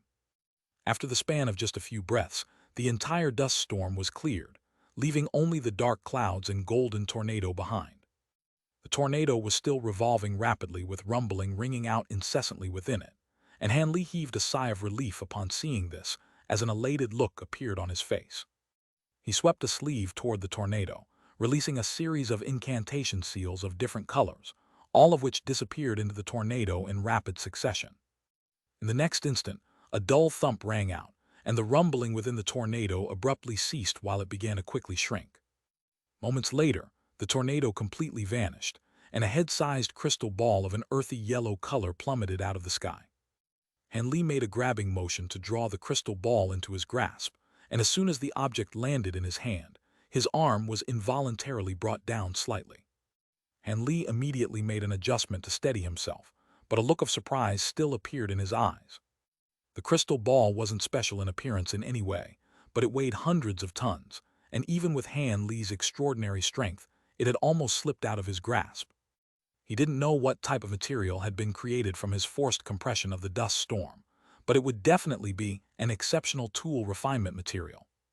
Just as Han Li was considering this, the world's origin chi in the air surged, and a rumbling thunderclap rang out in the heavens. Immediately thereafter, a dark cloud above the basin began to tumble violently, then parted to create a massive hole. The hole was dozens of acres in size, and bolts of silver lightning were flashing incessantly within them, alongside balls of dazzling lightning. It was as if a world of lightning were crossing over into this realm. This is the true lighting tribulation, Han Li murmured to himself with a solemn expression before stowing away the object in his hand, then releasing a series of azure incantation seals throughout the surrounding area, all of which disappeared into the remaining formations in a flash. A loud buzzing sound rang out as the remaining formations were activated to the maximal extent, producing extremely thick and dense light barriers. At the same time, the three extreme mountains that had remained still on the spot up to this point also finally rose up into the air.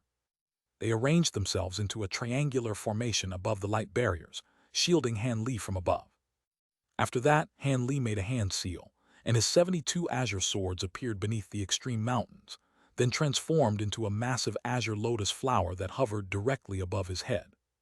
The true lightning tribulation that followed the five-elemental tribulation was the reason for the majority of failures in grand ascension stage breakthrough attempts. Only after transcending this tribulation would one have the right to undergo the subsequent inner tribulations.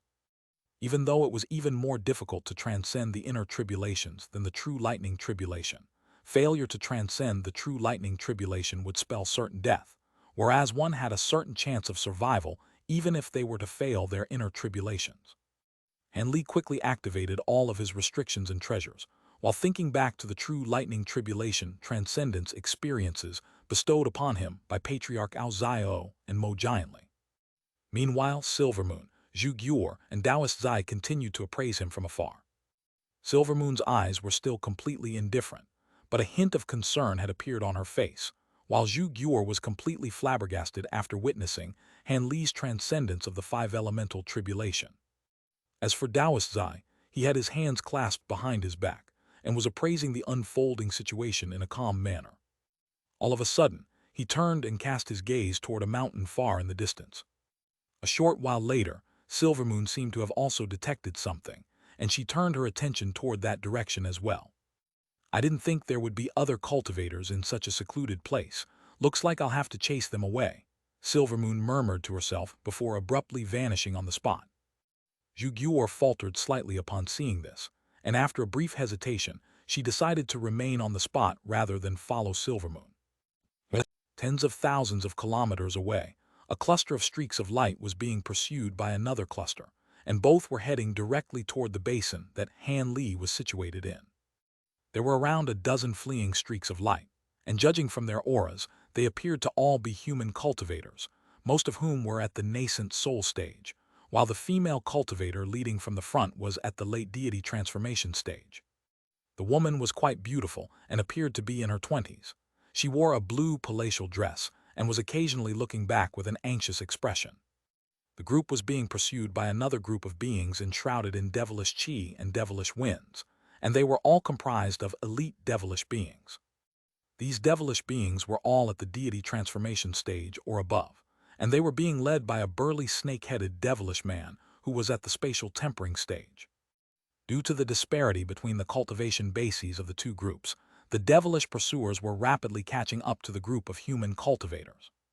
Soon, the pursuers were only several kilometers away from the human cultivators, and the woman in the palatial dress gritted her teeth as she slowed down slightly, then flipped a hand over to produce a translucent white cauldron. She quickly laid a hand onto the cauldron, and its lid immediately flew off, upon which countless translucent threads erupted forth from within, then scattered before hurtling directly toward the devilish beings. These translucent white threads were extremely thin and flew through the air like lightning. The pursuing devilish beings were caught off guard and immediately thrown into disarray, unleashing all types of devilish abilities to defend themselves. Even so, there were still two nascent soul-stage devilish beings who were struck by the white threads and plummeted out of the sky as a pair of ice statues. The leader of the devilish beings was furious to see this, and he suddenly opened his mouth to expel bursts of dark green mist. As soon as the white threads came into contact with the green mist, they were eroded to a green color and debilitated significantly. The snake-headed devilish being then raised his hands to release around a dozen black flying tridents, which flew toward the oncoming white threads as streaks of black light. The white threads were no match for the tridents, and were immediately knocked back on contact. A grim look appeared on the face of the woman in the palatial dress upon seeing this, and she quickly stowed away her white cauldron before attempting to flee, but it was already too late. Two of the late deity transformation stage devilish beings behind her suddenly transformed into long streaks of light, circling around to cut off the human cultivators from the front in just a few flashes. The woman's expression darkened even further upon seeing this, and she had no choice but to adopt a defensive formation with her subordinates. In the face of this dire situation, the horror and despair in the eyes of the other human cultivators were plain to see. After all, there was simply far too much of a disparity in power. Even if they were to fight with all their might, there was still next to no chance of survival. Taking advantage of this opportunity, the devilish beings behind them swooped forward and released an impenetrable barrier of devilish chi around the human cultivators. A hint of killing intent then flashed through the snake-headed devilish being's eyes, and he immediately ordered his subordinates to kill their targets before pouncing forward with his dozen or so flying tridents, followed closely by the other devilish beings. Chapter 2184, Encountering an Acquaintance. A hint of despair also flashed over the woman's face, but she then immediately gritted her teeth as she prepared to use a restricted technique, preparing to sacrifice herself to take down as many devilish beings as possible. However, she had only just made a hand seal when spatial fluctuations suddenly erupted up above, following which a gorgeous figure appeared amid a flash of silver light. This came as quite a surprise to both the human cultivators and devilish beings, but before they had a chance to react, the silver figure turned toward the devilish beings and harumphed coldly.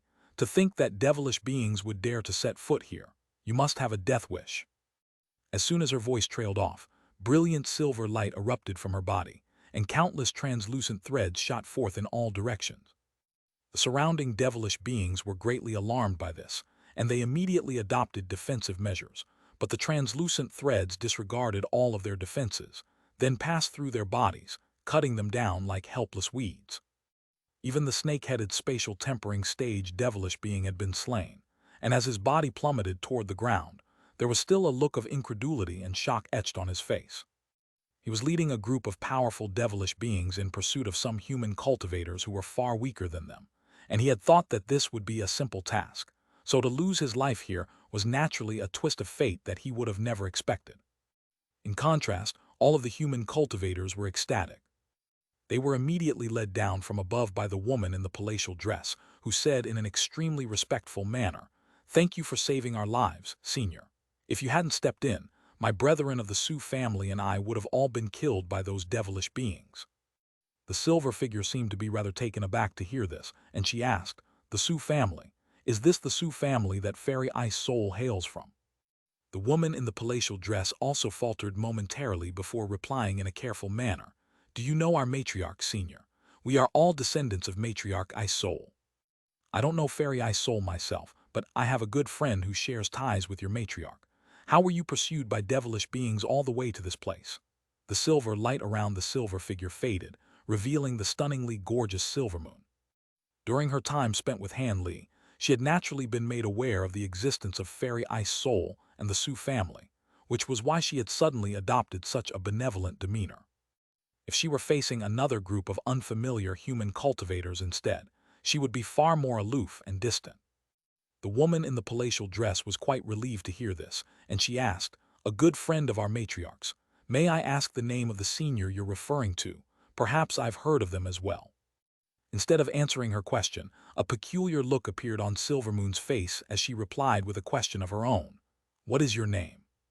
I am Su Kainyu. If you have any instructions for me, feel free to issue them, Su Kainyu hurriedly replied. This woman was none other than the fairy Su that Han Li had acquainted himself with in Deep Heaven City, and since their last meeting, she had progressed to the late deity transformation stage. Su Kainyu, judging from your appearance, you must be the woman from the Su family that he once mentioned to me. In that case, I'll be employing your services here. This area is currently restricted from being accessed by all outsiders. Patrol the area and make sure that no other people encroach upon this region, Silvermoon instructed with a smile. Su Kainyu was rather befuddled by this situation, but still immediately replied, "It's an honor for us to be able to offer our services to you, Senior. However, our cultivation bases are quite lackluster. If any powerful beings were to arrive here, we may not be able to stop them. That's all right, I'll give you a few talismans. Use them if you encounter any enemies that are too powerful for you, and I'll arrive on the scene in an instant," Silvermoon replied. "I see. In that case we'll be sure to do our best," Su Kainyu agreed with a nod. A pleased look appeared on Silvermoon's face, yet just as she was about to say something else, silver light suddenly flashed in the distance, immediately followed by a burst of dull rumbling that made the ground down below tremor slightly. "All right, here are the talismans. I have to go now."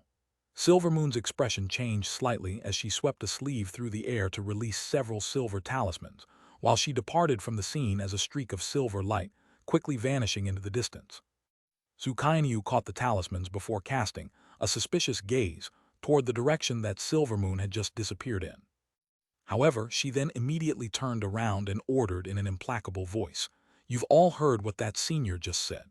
Split up into groups of 5 and head off in different directions to patrol the area." "Yes."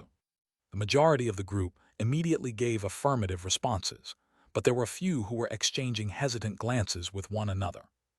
In the end, an elderly man approached the woman in the palatial dress and said, "Kainyu, don't you think that that senior's actions were rather suspicious just now? And what was that commotion in the distance? What if we get swept up into some trouble if we were to follow her instructions?"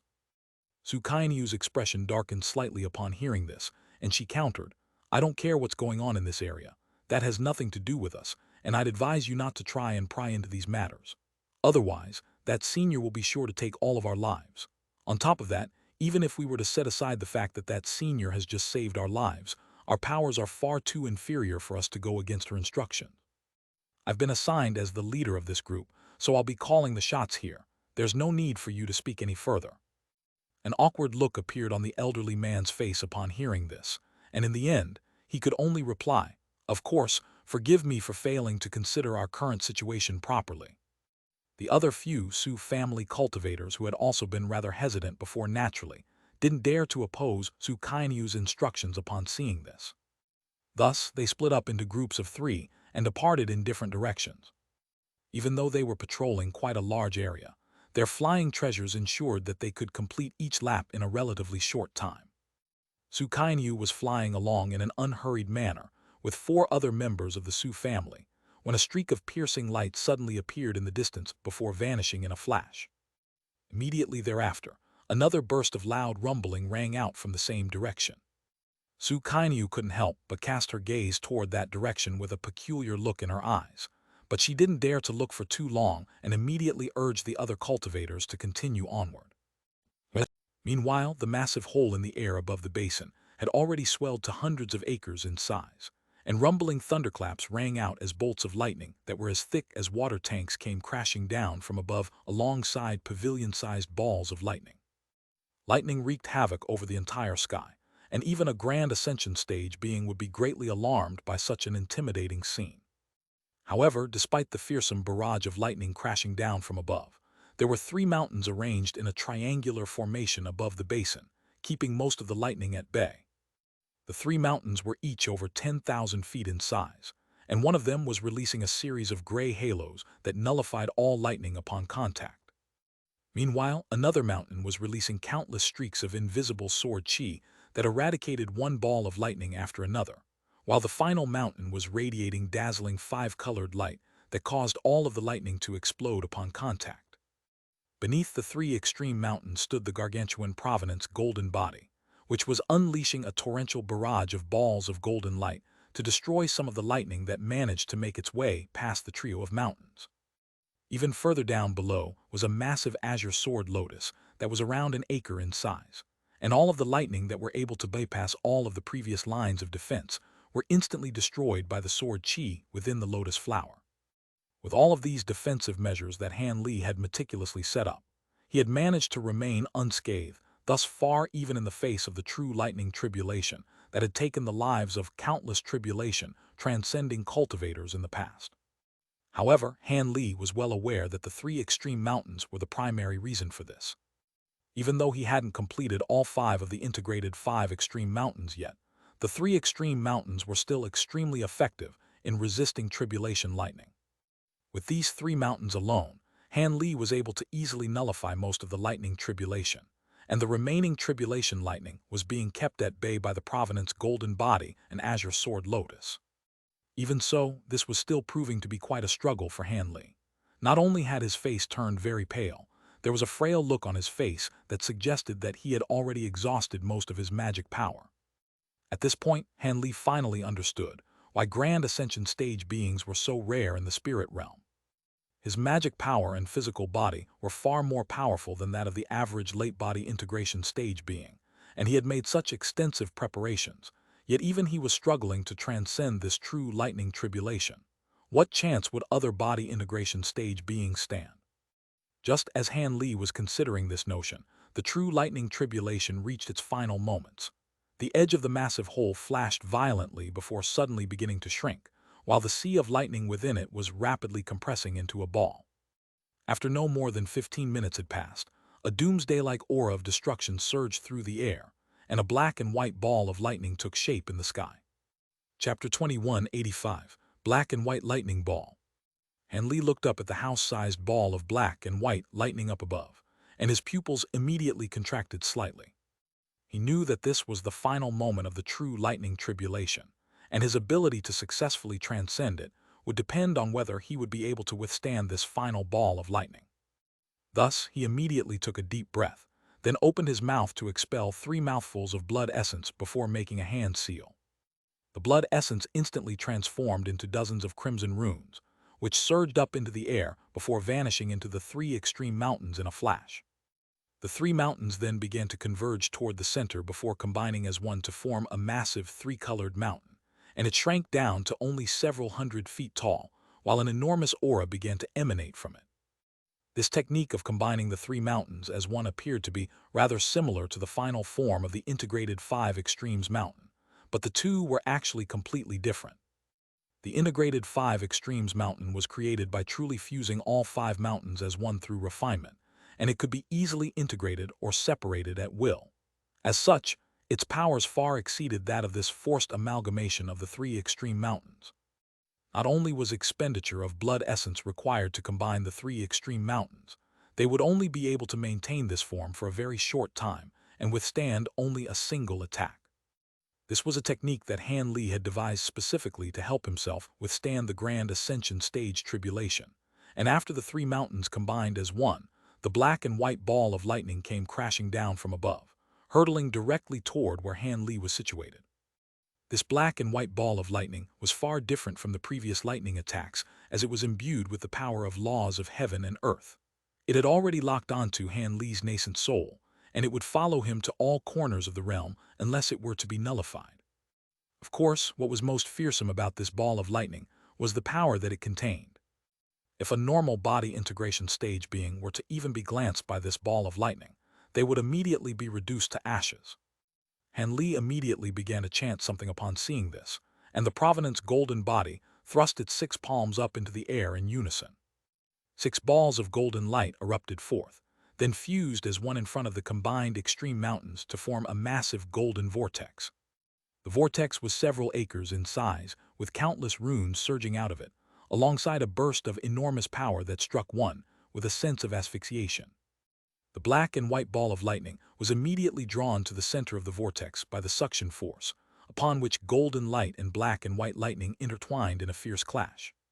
The golden vortex shuddered amid a resounding boom, then immediately shattered into specks of golden light, following which the ball of lightning re-emerged and appeared to be completely unscathed.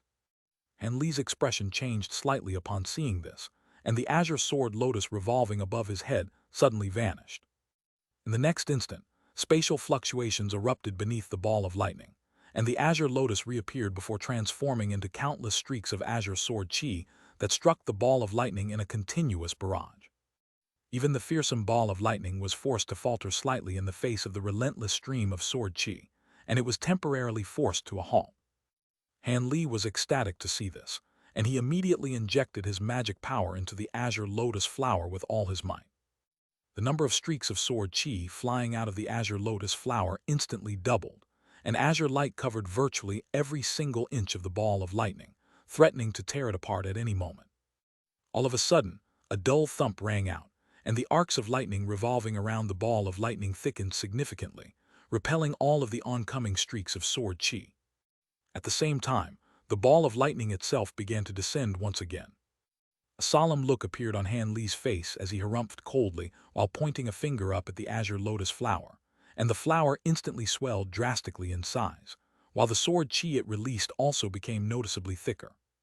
However, the massive ball of lightning still vanished into the azure lotus flower in a flash, and the lotus flower began to revolve in a frenzy, unleashing a relentless stream of sword chi in an attempt to tear the ball of lightning into shreds. However, in the next instant, a piercing screech suddenly rang out within the azure lotus flower, and its petals began to bulge and warp while rapidly expanding. Han Li was quite alarmed to see this, yet before he had a chance to do anything, an earth-shattering boom suddenly rang out from above.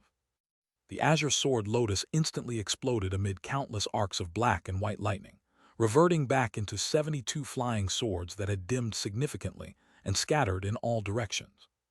Due to Han Li's spiritual connection with the swords, his face paled slightly as he threw up several mouthfuls of blood, and his aura was also somewhat debilitated, but he had no time to pay any heed to this as he hurriedly swept a sleeve upward. The 72 flying swords immediately flew back into his sleeve, while the black and white ball of lightning began to descend once again. The combined extreme mountains began to slowly rotate on the spot on its own, while releasing countless runes of different colors. At the same time, a layer of translucent light flashed over the surface of the mountain, and it took on a near-transparent quality as it rose up to meet the descending ball of lightning. A dull thump rang out as the ball of lightning struck the peak of the mountain, and countless arcs of black and white lightning sprang forth to bombard the mountain with devastating force. The combined extreme mountains tremored violently as it resisted the black and white lightning with all its might, and Han Li was also injecting what remained of his magic power into the mountain without any reservation, causing it to glow as bright as an incandescent sun. The ball of lightning and combined extreme mountains both began to tremor incessantly as shockwaves erupted in all directions amid deafening explosions.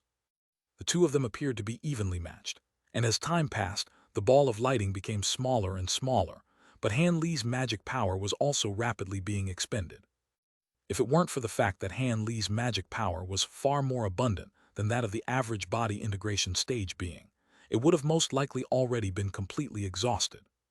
Even so, Han Li's expression had become extremely grim, as he discovered that his magic power would run out before the combined extreme mountains could completely nullify the ball of lightning. However, Han Li had made extensive preparations for this breakthrough, so he had prepared some rather risky countermeasures for situations of this nature. Thus, he immediately gritted his teeth as he abruptly withdrew his magic power from the combined extreme mountains, then swept a sleeve through the air to release an inky black bracelet, which instantly swelled to around 10 feet in size. Immediately thereafter, a burst of bright golden light radiated through the air as he transformed into a giant golden ape. The Provenant's golden body situated above him, then disintegrated into specks of golden light before vanishing into the giant ape's body in a flash, while Han Li quickly laid a hand onto his own head to release a golden nascent soul. The nascent soul waved a hand through the air, and several true spirit projections flew out of the giant ape's body. These projections immediately plunged into the body of the nascent soul, following which the nascent soul flew into the massive ape's body as a streak of golden light. In the next instant, the giant ape let loose a thunderous roar as it thumped its own chest violently. At the same time, a series of purplish golden scales appeared all over its body, while an azure horn emerged on its head. What was even more astonishing was that the giant ape had grown 2 extra golden heads on its shoulders, and 4 additional scaled arms out of its ribs. However, only two of the heads and two pairs of arms were substantial in appearance, while the other head and pair of arms resembled blurry projections. Han Li had unleashed his holy nirvana physique, and even though this was still only the second nirvana transformation, it was clearly significantly improved from before. If Han Li could manifest all three heads and three pairs of arms into a substantial form, then he would have mastered the third nirvana transformation. At this point, the combined extreme mountains was no longer able to resist the ball of lightning without the support of Han Li's magic power, and it split up into three balls of spiritual light that scattered in different directions. Meanwhile, the black and white ball of lightning began to descend rapidly once again, crashing into the massive black bracelet in the blink of an eye. Black light flashed beneath the lightning, and the bracelet instantly exploded, releasing countless giant golden beetles into the air. These were none other than Han Li's gold-devouring beetles and beetle monarch candidates. However, all of the beetles were currently rather sluggish and disoriented, doing nothing more than hovering in the midair while flapping their wings in a wooden manner.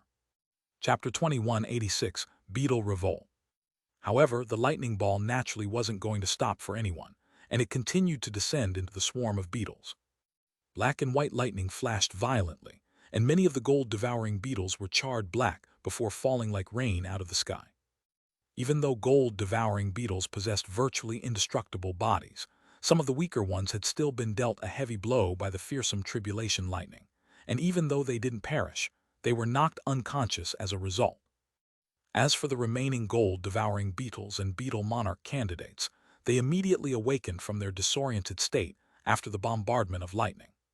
The beetle monarch candidates let loose sharp cries, and all of the gold-devouring beetles instantly surged toward the ball of lightning, forming a shimmering golden ball around it before devouring the lightning with all their might. In retaliation, even more arcs of lightning appeared on the surface of the ball of lightning before lashing out at the swarm of beetles. Thus, the ball of lightning began to rapidly shrink from being devoured, but more and more gold-devouring beetles were being knocked unconscious before falling out of the sky.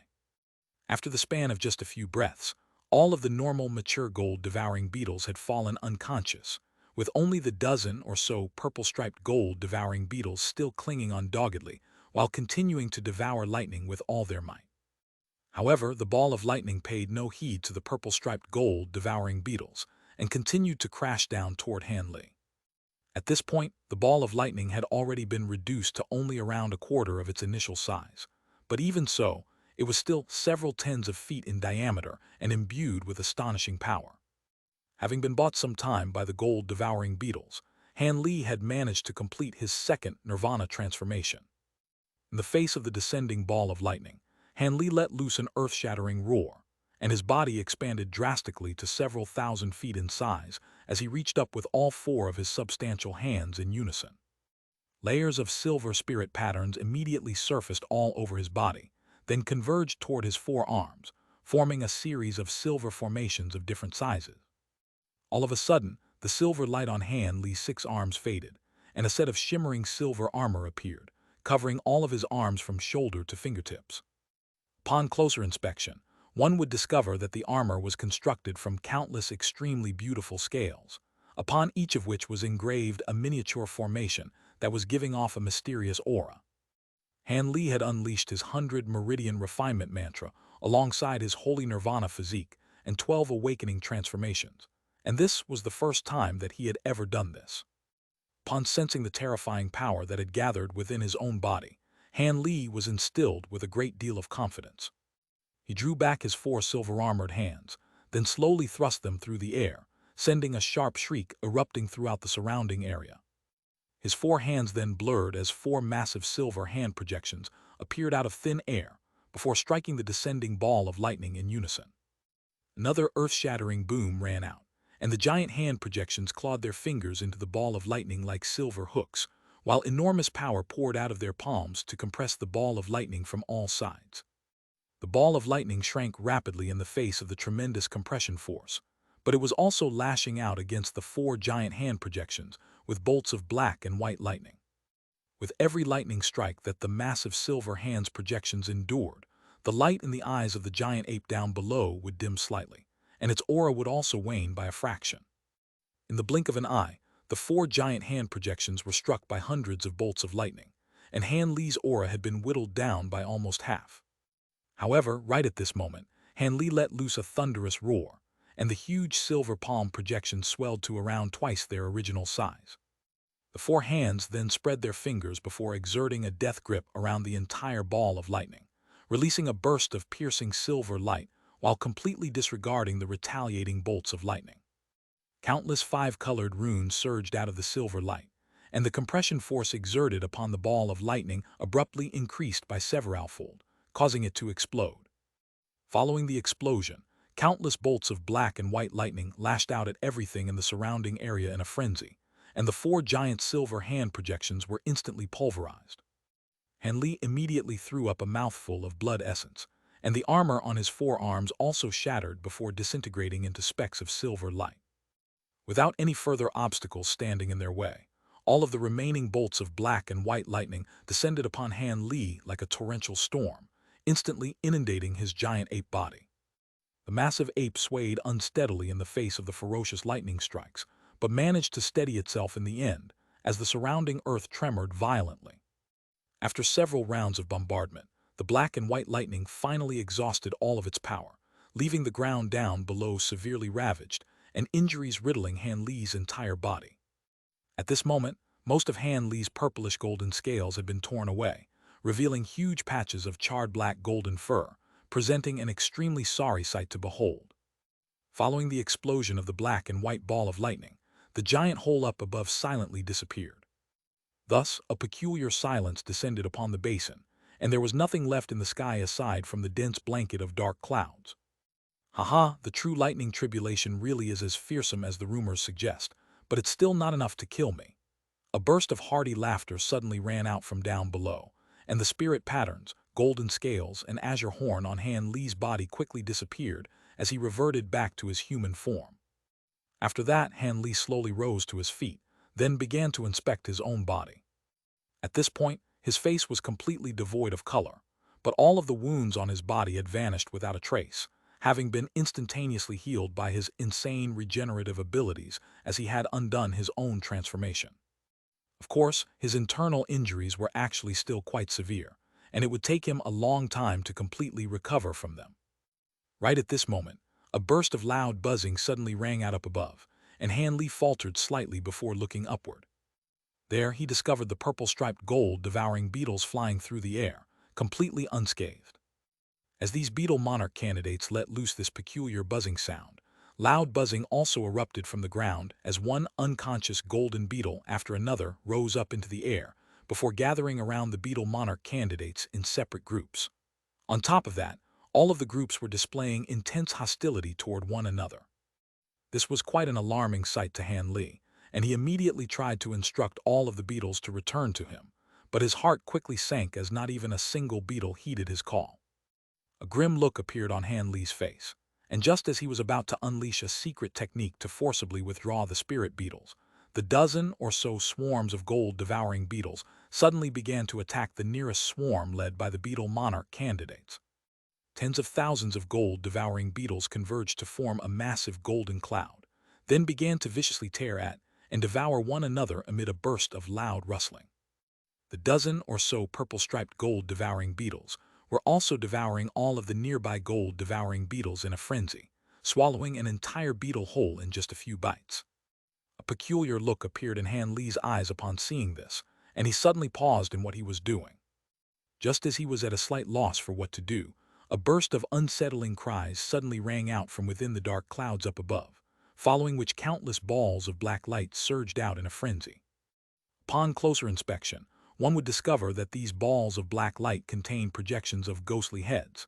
These projections were all of different sizes and colors, and their cries were of various different pitches, but all of them struck the listener with a sense of disorientation.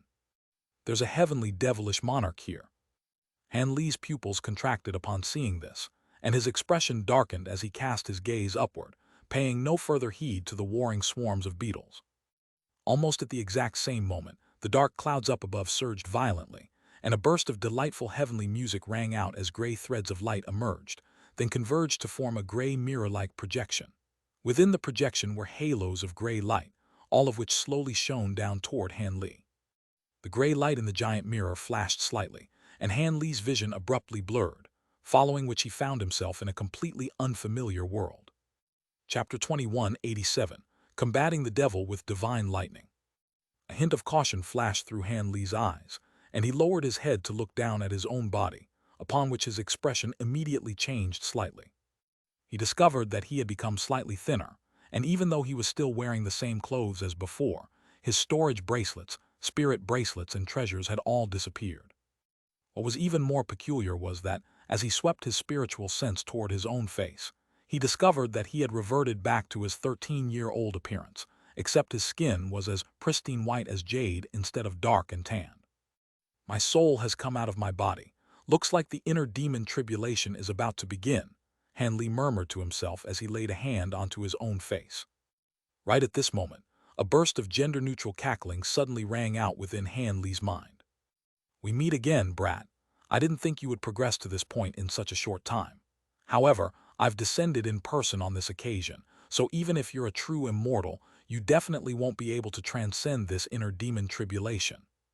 The gray sky parted, and a mountainous ghostly face emerged, cackling in a sinister manner as it licked its remarkably thick lips with a massive tongue that was around 10 feet in length. The giant ghostly head was none other than the heavenly devilish sovereign that had a vendetta against Han Li, and it had managed to descend into this space through the power of the inner demon tribulation. Is that so? I didn't think that you would be stupid enough to appear directly before me, Han Li countered in an expressionless manner. How dare you? I'm going to make you regret ever being born. The heavenly devilish sovereign roared with fury, and the ghostly head began to swell in size amid a surge of black light.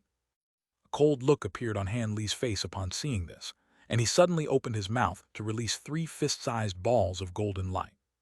The balls of golden light blurred before appearing right in front of the ghostly head, revealing themselves to be 3 golden rhomboid objects. These were 3 miniature golden spears with bright red runes spread all over their surfaces.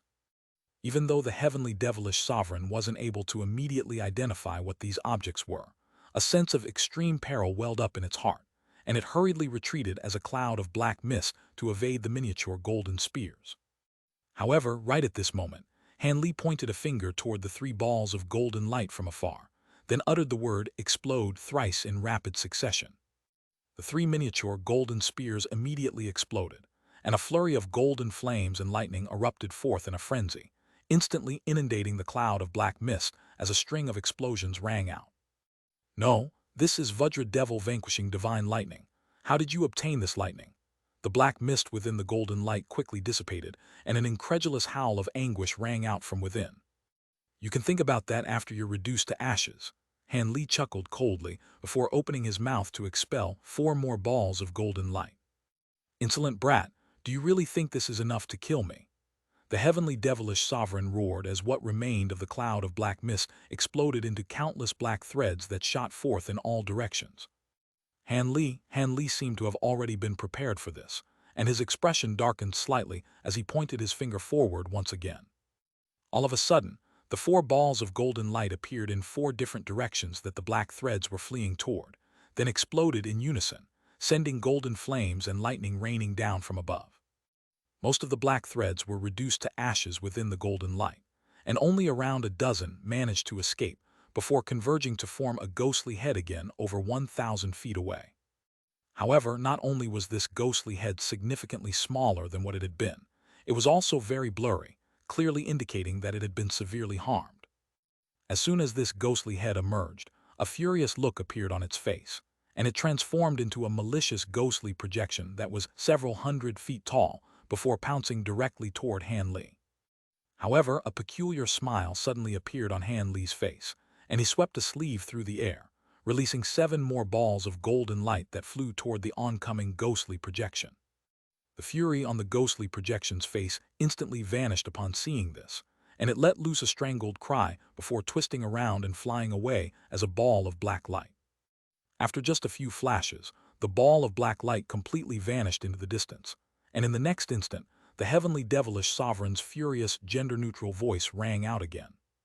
You've bested me again, human brat, but don't get too full of yourself.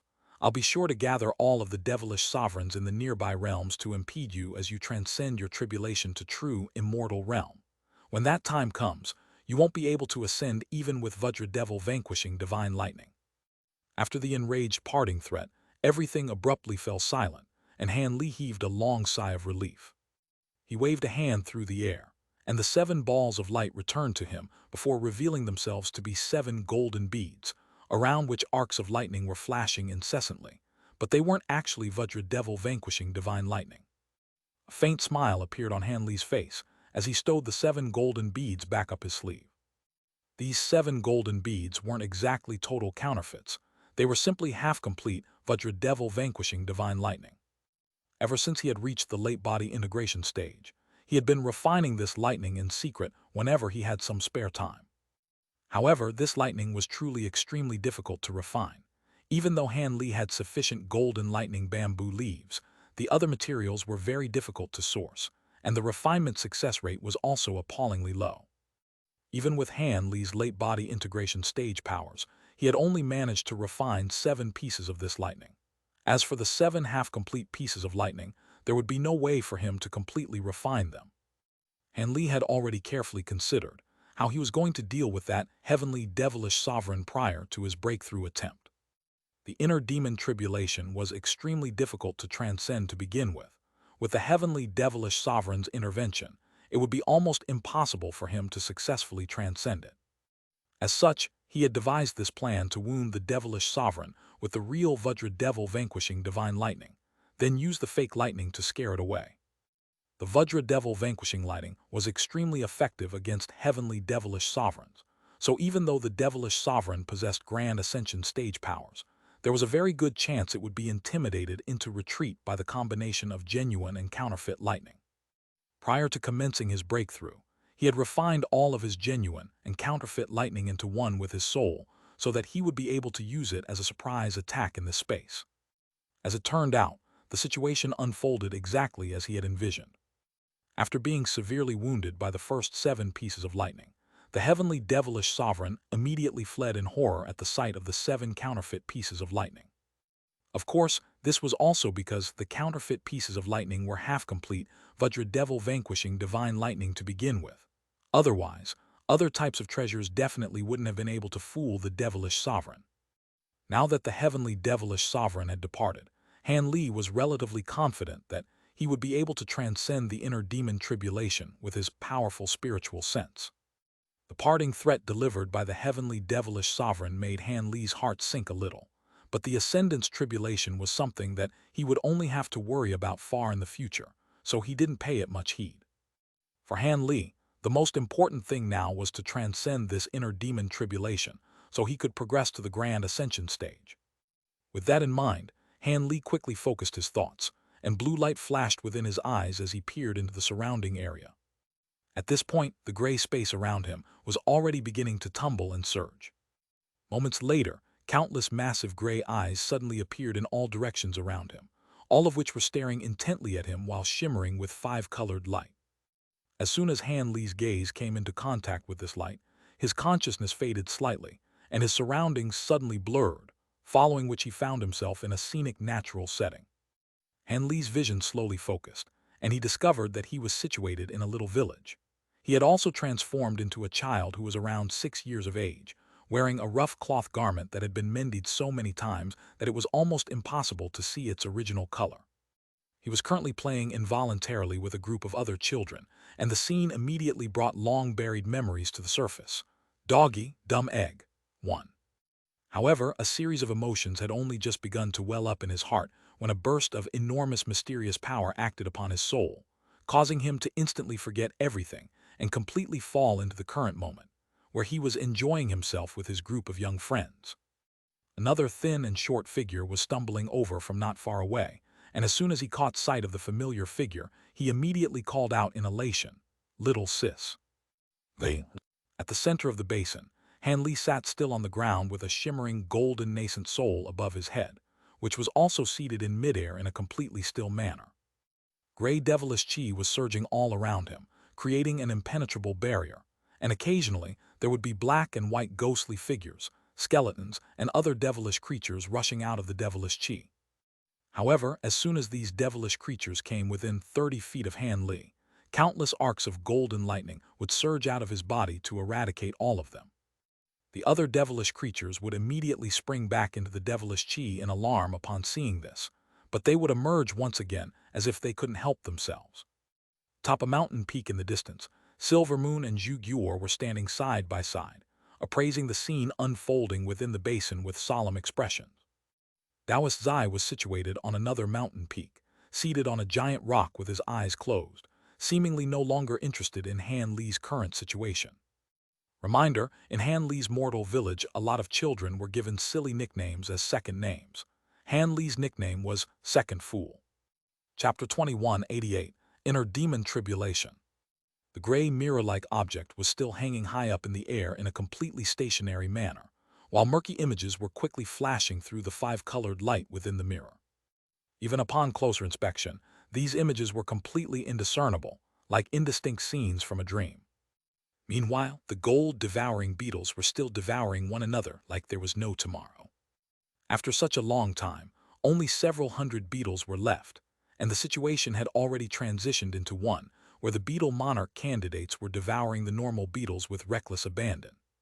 The normal gold-devouring beetles were also retaliating valiantly, but they were clearly no match for the beetle monarch candidates and were quickly being devoured. Shortly thereafter, the beetle monarch candidates' bodies had also become riddled with wounds. Thus, time slowly passed by, and after a long while, all of the normal gold-devouring beetles had been devoured, leaving only the wounded beetle monarch candidates behind. In the instant that the final normal gold-devouring beetles was consumed, all of the beetle monarch candidates separated and rested for a short while, then began to appraise one another with animosity in their eyes. After a burst of hostile buzzing, these beetle monarch candidates immediately sprang into action again, tearing at one another in a battle that was far more brutal than the one that had just taken place. Screeches of anguish rang out as severed limbs rained down from above, and all of the beetle monarch candidates were unleashing their abilities with all their might to try and devour one another. However, they were too evenly matched, so it would clearly require a very lengthy process before any substantial progress could be reached in the battle. At the same time, Han Li was situated within another space, being accompanied by a group of joyful villagers into a room that was decorated with large pieces of red fabric. All of the villagers then departed with mysterious smiles after leaving behind heartfelt messages such as, "We hope your marriage is long prosperous," and "Give birth to a child soon," then quickly closed the door to the room. Thus, Han Li and a petite figure seated on the large red bed with a red cloth over her head were the only ones left in the room. Han Li scratched his own head in a slightly awkward manner, and only after a long while did he slowly approach the wooden bed with a faint blush on his face. Han Li had never actually seen his new wife, who was from the neighboring village. He had only heard some details about her from the matchmaker, Auntie Liu. Apparently, she was an extremely clever woman who was good with her hands, and was quite beautiful as well. She had immediately caught the eye of his parents, who had offered her family a pig and 3 lambs as a dowry, and their marriage had been sealed with this wedding, which had been arranged in a short span of just half a month. What was his wife's pet name again? Chun Mei Chun Wan, or was it Zio Ling? Han Li was suddenly struck with a sense of disorientation, and he discovered that he was unable to recall the pet name of his bride. There were only several names that sounded familiar, but didn't seem quite right. However, none of that was important.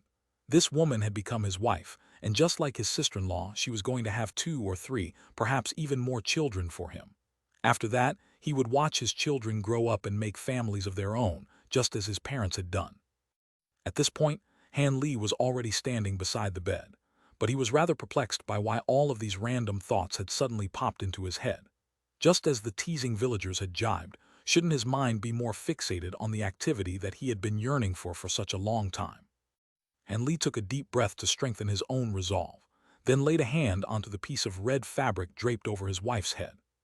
The petite figure beneath the piece of red fabric shuddered slightly, seemingly also feeling rather uneasy. Han Li felt like throat had run a little dry, but he still mustered up the courage to remove the piece of fabric in a slightly panicked manner. A set of shy and relatively beautiful features were thus revealed to Han Li. A bashful and extremely satisfied smile appeared on Han Li's face as he tossed the piece of red fabric away.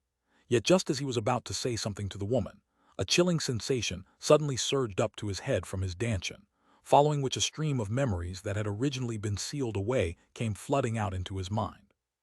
Han Li's smile remained on his face, but his expression had instantly stiffened.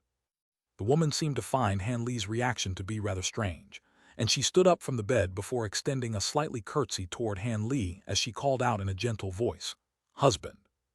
Han Li seemed to have returned to his senses, and instead of giving a reply, the smile on his face slowly faded as he appraised the woman before him. Only after a long while did he muse in a cold voice, "Good try, but unfortunately, it won't be that easy to fool me into falling for this illusion." As soon as his voice trailed off, Han Li swept a sleeve through the air, releasing a streak of azure light that instantly sliced the woman's body in half. The two halves of her body immediately collapsed beside the bed, as blood flowed all over the floor. Han Li took an expressionless glance at the woman's dismembered body, then chuckled coldly to himself. "Even now, you're still not willing to give up. You must think I'm a fool if you think this will be enough to fool me." After that, he flicked a finger, and a bolt of golden lightning sprang out of his fingertip before hurtling directly toward the body at his feet. Letter 1D4 1F, letter 1D563, letter 1D556, letter 1D4 1E, letter 1D430, letter 1D556, letter 1D5F0, letter 1D428, letter 1D46. All of a sudden, the two halves of the body reared up as a cloud of black chi, but Han Li was already prepared for this, and he immediately made a hand seal, upon which the golden lightning swerved and struck the cloud of black chi with unerring accuracy. A shrill cry rang out as most of the black chi was instantly destroyed, but a vicious male voice then immediately rang out. "Don't get cocky, Han brat. I may not have succeeded this time, but I can make you go through all walks of life in this inner tribulation. I'll be sure to find a chink in your mental state, and when that time comes, I'll be able to easily replace you. I've already mastered the spirit refinement technique, so my spiritual sense is comparable to that of a grand ascension cultivator. On top of that, my mental state is completely resolute. Even if you're my inner demon, there's no way you'll be able to shake my resolve." Han Li chuckled in a nonchalant manner. "Is that so? Are you really that confident? Don't forget that in a sense you and I are one and the same. I have all of your memories and emotions, and I know which things are most unforgettable to you. Your resolve may be strong now, but I'll make you go through countless reincarnations. If you slip up in even one of them, haha." The man within the black chi suddenly burst into raucous laughter. Han Li's expression changed slightly upon hearing this, but before he had a chance to say anything, the black chi in the distance exploded, and a burst of peculiar energy instantly swept through the entire space. The surrounding scene abruptly shattered like a mirror, following which Han Li appeared in another world amid a flash of white light. This was the courtyard of an affluent family filled with all types of plants and flowers, and there was a winding stone path leading to a round door. Standing in front of the door was a beautiful green-robed young woman who appeared to be around 16 years of age, and she was currently appraising him with a wide smile. "As my senior martial brother, shouldn't you be offering me a present on our first meeting?" the young woman said as she extended a slender and fair arm toward Han Li. The woman was Mokalian of the Mo estate, 1. Han Li almost instantly recognized the young woman standing before him, and he involuntarily asked, "What type of present would you like?" "I'm not a picky girl. I'll accept jewelry or anything that's fun and catches my eye. If you don't have anything like that, I guess 7,000 or 8,000 silver coins will suffice as well," Mokalian said in a confident manner. Han Li's lips twitched slightly upon hearing this familiar reply, but a burst of mysterious power then swept over his body, and he instantly forgot everything, retaining only the memories leading up to the point before he entered the Mo estate. Memories such as joining the Seven Mysteries Sect and accepting Dr. Mo as his master had become extremely clear, as if those events had taken place only a day ago. Under these circumstances, Han Li reflexively replied, "There's no way I would have 7,000 silver coins. How about I give you something else in the future?" A pitiable look immediately appeared on the young woman's face upon hearing this, and Han Li was at a complete loss for what to do. In the outside world, Han Li's physical body and nascent soul were still seated on the spot, but the devilish chi around them was becoming denser and denser, and devilish creatures that were far more powerful than before were frequently appearing before attempting to attack Han Li. Even though these devilish creatures were also forced back by the golden lightning that erupted out of Han Li's physical body, they were appearing with increased regularity and also attacking more frequently, seemingly very determined to take Han Li's body for themselves. This is Mo Kei-Huan. The name was translated differently between Double and Johnson. Chapter 2189, Arrival of the Monarchs. Senior Han hasn't been moving for a long time now. Could it be that something happened to him? Zhu Guor asked in a concerned manner as she looked on from the mountain peak in the distance. Don't worry, with Brother Han's powerful spiritual sense and mental fortitude, transcending this inner demon tribulation shouldn't be an issue. It's just a surprise that he's attracted so many heavenly devilish monarchs, but we're unable to do anything about that. Having said that, I'm sure he would have set up additional countermeasures against these heavenly devilish monarchs, so there's no need to worry. Despite what Silvermoon was saying, her expression suggested that she was clearly very concerned herself. Zhu Guor was aware that Silvermoon was also very worried about Han Li, but her heart still eased slightly upon hearing this response. However, she then suddenly seemed to have detected something, and she cast her gaze toward the other mountain peak. Where did Senior Zai go? In contrast, Silvermoon was completely unsurprised by Taoist Zai's absence, and she replied, "Two powerful beings are approaching this place. Even I may not be able to defeat them, so Taoist Zai has gone to intercept them. I also have to go and deal with another group of unwelcome guests, and there will most likely be even more people coming, so Taoist Zai and I may not be able to come back. As such, we'll leave everything here to you for now. If anything happens within the basin, make sure to inform us right away." As soon as her voice trailed off, Silvermoon flipped a hand over to reveal a formation plate, upon which a string of silver runes were flashing incessantly, indicating that Su Kainyu's group was sending out an alert signal to her. "Rest assured, Senior, I'll be sure to do my best," Zhu Guor replied with a serious expression. Letter 1D4 BB, letter 1D4 C7, letter 1D4 52, letter 1D6 26, letter 1D6 38, letter 1D4 52, letter 1D4 B8, letter 2134, letter 1D6 2E. "Good, I'll be leaving now," Silvermoon replied with a nod before immediately flying away as a streak of silver light. High up in the air tens of thousands of kilometers away, Taoist Zai was facing a pair of body integration stage beings, with his hands clasped behind his back. The two body integration cultivators were comprised of a heavily bearded burly man and a woman in a black dress. The man wore a set of golden robes, and most of his face was concealed behind his heavy facial hair, but his dark yellow eyes were still visible, and the mere sight of them struck one with a sense of dizziness. As for the woman, she was quite beautiful and had wisps of black light emanating from her body. There was faint demonic chi being released by both of them, indicating that they were body integration stage demonic beings. In particular, the woman was at the late body integration stage. However, both of them currently had fearful looks in their eyes, and their faces had paled significantly in the face of the fearsome aura radiating from Taoist Zai's body. The pressure being exerted upon them by Taoist Zai surpassed even that of Patriarch Ao Zio, and it was beyond a doubt in their eyes that this young man was a grand ascension stage, being who was far too powerful for them to contend with. Finally, the woman managed to collect herself before extending a respectful curtsy. "This is the first time that we've met, Senior. Please forgive me if we've unintentionally offended you in any way." She was stunned by the fact that such a fearsome being had suddenly appeared to stop her in her tracks, but she was also quite relieved to see that Taoist Zai had no devilish chi within his body. Otherwise, if the two of them had identified Taoist Zai to be a sacred ancestor, they would have immediately turned around and fled for their lives. "You haven't offended me in any way, but from now on, you must stay right here. If you take even half a step away from this place, I'll kill both of you right away," Taoist Zai said in a wooden manner as he continued to release his terrifying spiritual pressure without any reservation. "Could it be that the phenomena that took place earlier had something to do with you, Senior?" the burly golden-robed man couldn't help but ask. "You don't need to know that," Taoist Zai replied in an expressionless manner. Even though there were countless thoughts racing through the woman's mind, she still immediately agreed. "I see. In that case, we'll be sure to follow your instructions and stay here for as long as you'd like us to, Senior." Taoist Zai gave a slight nod upon hearing this, then cast his gaze toward the burly man. A wry smile appeared on the golden-robed man's face, and he also replied, "I wouldn't dare to oppose your wishes, Senior."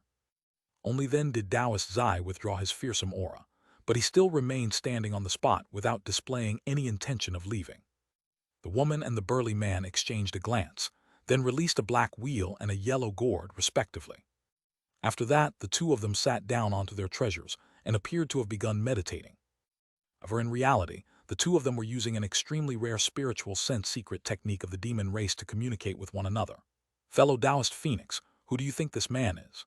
He doesn't seem to be a human or demon, but why would such a powerful foreign being appear on the border of our human and demon territories? Could it be that he's after that thing as well? Since when have our two races allowed foreign grand ascension stage beings to enter our territory as they please? The burly man's voice was tinged with a hint of rage as it sounded within the woman's mind. That's hard to say, fellow Taoist Dong Tian. Due to the devilish invasion, many of the super formations protecting our two races have been destroyed, so it wouldn't be too difficult for foreign Grand Ascension stage beings to sneak into our two races. As a Grand Ascension stage being, that thing shouldn't be of much use to him, so he's most likely not here for that purpose. I'm guessing that he just so happens to be doing something here, and we bumped into him at the wrong time.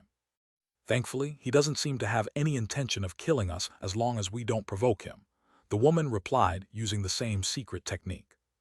These two were none other than two of the demon monarchs, Black Phoenix Monarch Xiao Guan and the mysterious Mouse Monarch Dong Tian. Han Li had met Xiao Guan once during the Myriad Treasure Convention, but he had only ever heard of Mouse Monarch Dong Tian. Now that the two of them had appeared in the same place at the same time, they naturally couldn't have come out solely for a casual stroll. However, never did the two of them think that they would be forcibly trapped here by a Grand Ascension stage being.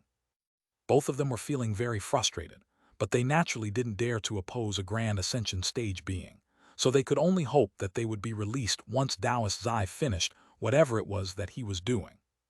As for the phenomena in the distance, now that the two demon monarchs knew that it had something to do with this Grand Ascension stage being, they naturally didn't dare to pry into the matter any further. I wouldn't be so sure of that. That thing won't be of much use for this man, but perhaps he's trying to secure it for his juniors. If we miss out on that thing, we could be losing our final opportunity to progress to the Grand Ascension stage, Mouse Monarch Dong Tian communicated as his expression darkened slightly. If that really were the case, then we can only lament our ill fortune. Are you going to contend with a Grand Ascension stage being for that thing? The woman asked in a resigned manner after a brief silence. If this man really is here for that thing, then I'll have no choice but to concede it. As for whether that really is the case, I'm sure we'll know once the phenomena in the distance concludes, Mouse Monarch Dong Tian replied. The woman merely closed her eyes and offered no response to this, and shortly thereafter, Mouse Monarch Dong Tian also closed his eyes to meditate. Taoist Zai seemed to be completely unaware of the secret conversation that had just taken place between them, and continued to stand expressionlessly on the spot. Meanwhile, Silvermoon had summoned a massive silver wolf projection elsewhere in the mountain range, and it was currently tearing through a group of devilish beings. Countless streaks of silver light flashed through the air around the giant wolf projection, dismembering devilish beings with unstoppable might. All of a sudden, a resounding boom rang out, and the giant wolf projection was stopped cold in its tracks by a massive shield being wielded by a two-headed and four-armed elder devil. The elder devil was around 40 feet tall and extremely hideous in appearance, wielding a shield, a truncheon, a hammer, and a staff in his four hands.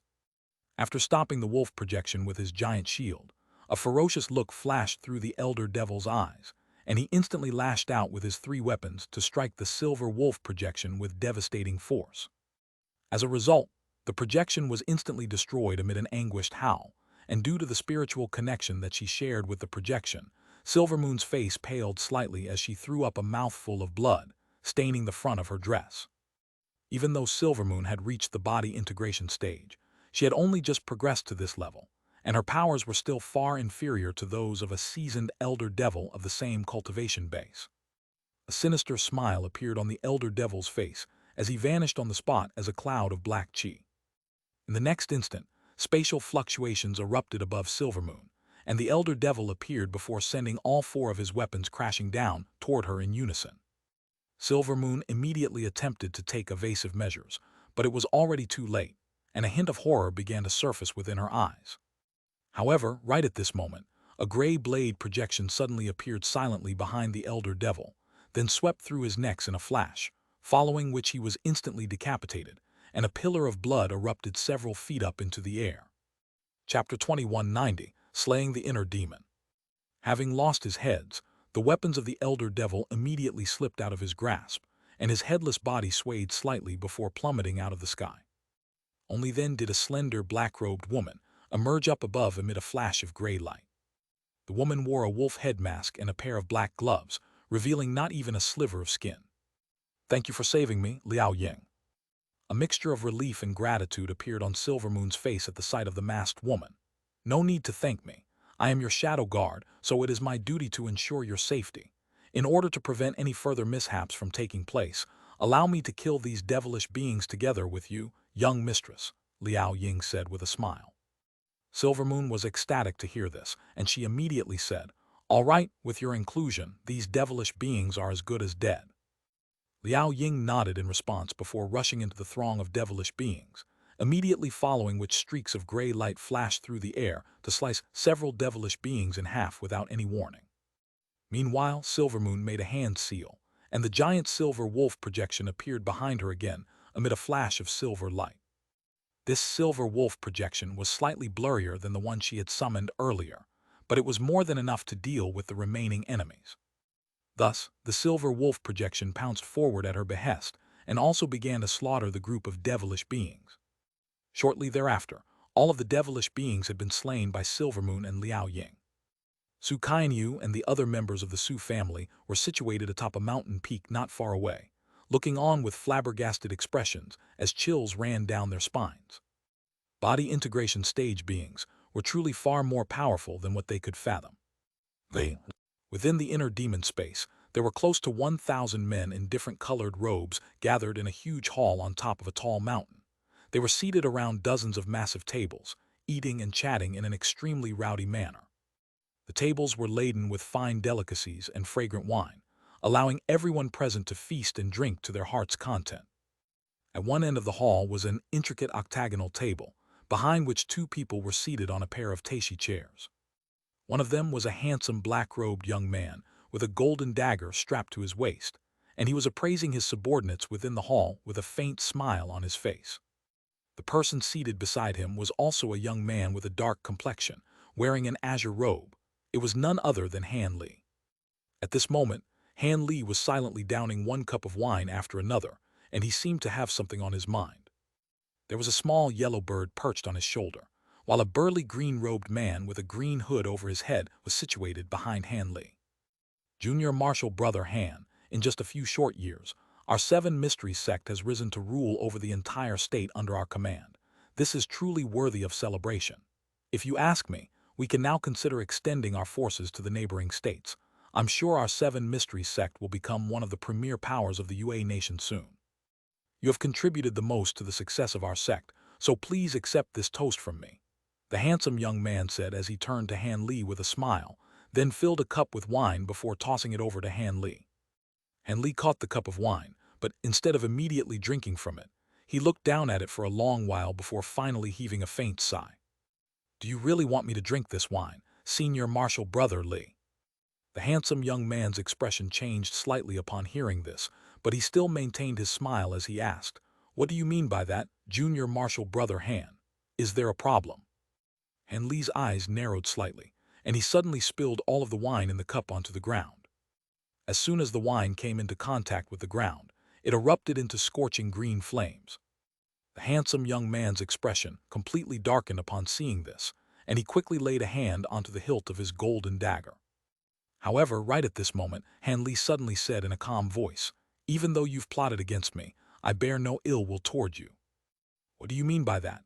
"HMPH, at this point, there's nothing more for me to hide. The Seven Mysteries Sect can only have one true sect master, so only one of us can walk out of this place alive," the handsome young man said with a sinister look in his eyes. "You really are just an imposter. The true Li Feiyu knows where my true aspirations lie.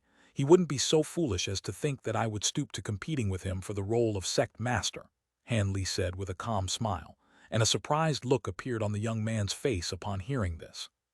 However, before he had a chance to say anything else, Han Li suddenly made a grabbing motion, upon which an azure longsword instantly appeared in his grasp before being slashed through the air. The burly green-robed man behind him was immediately sliced in half, and the two halves of his body thumped down onto the ground, transforming into two bursts of black chi that rose up into the air. Immediately thereafter, the handsome young man and all of the men that were dining in the room instantly vanished one after another. In the next instant, even the entire massive hall disappeared amid a rumbling boom. After everything became clear again, Hanley found himself standing on a wide street with a series of chi condensation and foundation establishment, stage human cultivators walking past him. This was a low-grade cultivator market of the human world, and just as Han Li was struck by a sense of familiarity, he was immediately stripped of his memories, and another reincarnation began. Thus, he continued to go through one dreamlike scenario after another. Each scenario spanned between decades and centuries, and all of them were extremely realistic. On top of that, his memories were constantly being sealed away, so no suspicions arose within his heart.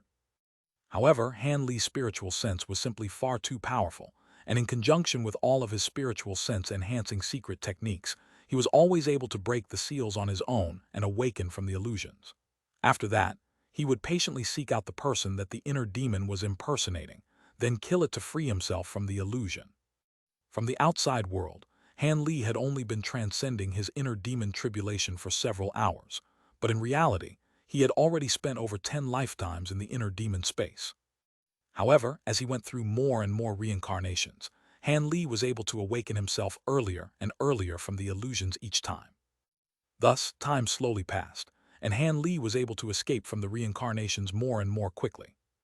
After close to half a day had passed in the outside world, Han Li had already experienced close to 100 reincarnations, but with each reincarnation that he freed himself from, the calmer and calmer he became. During these reincarnations, the inner demon had impersonated his parents, little sister, good friends, and even the likes of Nangong Wan and Violet Spirit. However, all of them had been mercilessly slain by Han Li. In a fit of rage and frustration, the inner demon began to impersonate Dr. Mo, Zenith Yin, and other past powerful enemies of Han Li's, but still to no avail. Within the inner demon space, Han Li was in the process of slowly withdrawing a shimmering golden hand out of the chest of a horrified white-haired elderly man. A burst of silver flames erupted out of the elderly man's chest, and his body was instantly ignited. The elderly man then rose up into the air as a burst of black chi, escaping out of the scorching silver flames before transforming into an enraged ghostly projection. HMPH, so you managed to see through this reincarnation as well. You really are a heartless bastard. You've even killed the master who fed you and taught you for so many years without any hesitation. You've only just broken your memory seal. Aren't you afraid that you'll kill someone actually important to you? There's no need to try and disrupt my mental state. During the first few reincarnations, perhaps I would have been more hesitant, but I've already endured close to 100 reincarnations at this point, and my mental fortitude is stronger than ever, so there's no way I'd make such a mistake. In contrast, you look like you're quickly running out of tricks. You can't find any weak points to exploit in my memories, so you're fabricating some characters that don't even exist to try and sway me. How pitiful, Han Li replied in an expressionless manner. Is that so? The next reincarnation I'll transform into a true immortal. Let's see how you'll kill me then. The inner demon roared with fury, seemingly at the end of its wits. What a joke! Even I've never seen a true immortal before. How are you going to transform into one? Besides, I won't give you a chance to continue this ridiculous game any longer. All of a sudden, a green sword mark appeared on Han Li's forearm as he spoke. Immediately thereafter, spatial fluctuations erupted, and a green longsword appeared in his grasp, which he instantly slashed toward the ghostly projection. Impossible! How do you have enough magic power to use that profound heavenly sword? The ghostly projection howled in horror, and it immediately tried to take evasive measures, but it was already too late. A burst of energy fluctuations that were imbued with the power of laws of heaven and earth immediately descended upon the entire space. Chapter 2191, Progressing to the Grand Ascension Stage. The ghostly projection was horrified as it writhed and struggled with all its might, but it was completely trapped in place by the power of laws of heaven and earth. With my current power, I'm only able to unleash a single attack with this profound heavenly sword. In the beginning, you may have been able to escape, but you've been weakened through all of those reincarnations, so there's no way you'll be able to get away, Han Li said in a cold voice as the green longsword instantly vanished from his grasp. In the next instant, a halo of green light appeared above the ghostly projection before descending toward it. No, The inner demon howled with terror and despair at the sight of the ordinary-looking green halo, as if it knew that its life was forfeit. However, regardless of how much it screeched and struggled, the halo continued to fall, and it was quickly drawn into the green light as a burst of black chi. A shrill cry rang out as most of the black chi was instantly destroyed. After that, the remaining black chi was shredded into nothingness within the green light. Almost in the exact same instant, the entire gray space began to tremor violently as if it were on the verge of collapse. Han Li was ecstatic to see this, and he immediately waved a hand through the air, upon which the green halo silently vanished. Immediately thereafter, green light flashed from Han Li's arm, and the sword mark on his skin vanished in a flash. At the same time, the entire space disintegrated into specks of spiritual light amid a resounding boom.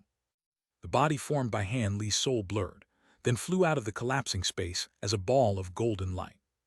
Within the basin in the outside world, the giant gray mirror shattered amid a loud crack, and a ball of golden light shot forth before vanishing into the nascent soul down below in a flash. The nascent soul immediately let loose a long cry, and brilliant golden light erupted from its body as it also returned to Han Li's physical body as a streak of golden light. In the next instant, Han Li opened his eyes, and an aura that had virtually fused as one with that of heaven and earth erupted out of his body. A rumbling boom akin to a dull thunderclap erupted through the entire space, following which all of the dark clouds in the sky dispersed, replaced by waves of dazzling light that converged from all directions, then formed a scintillating five-colored sea of light that completely inundated Han Li.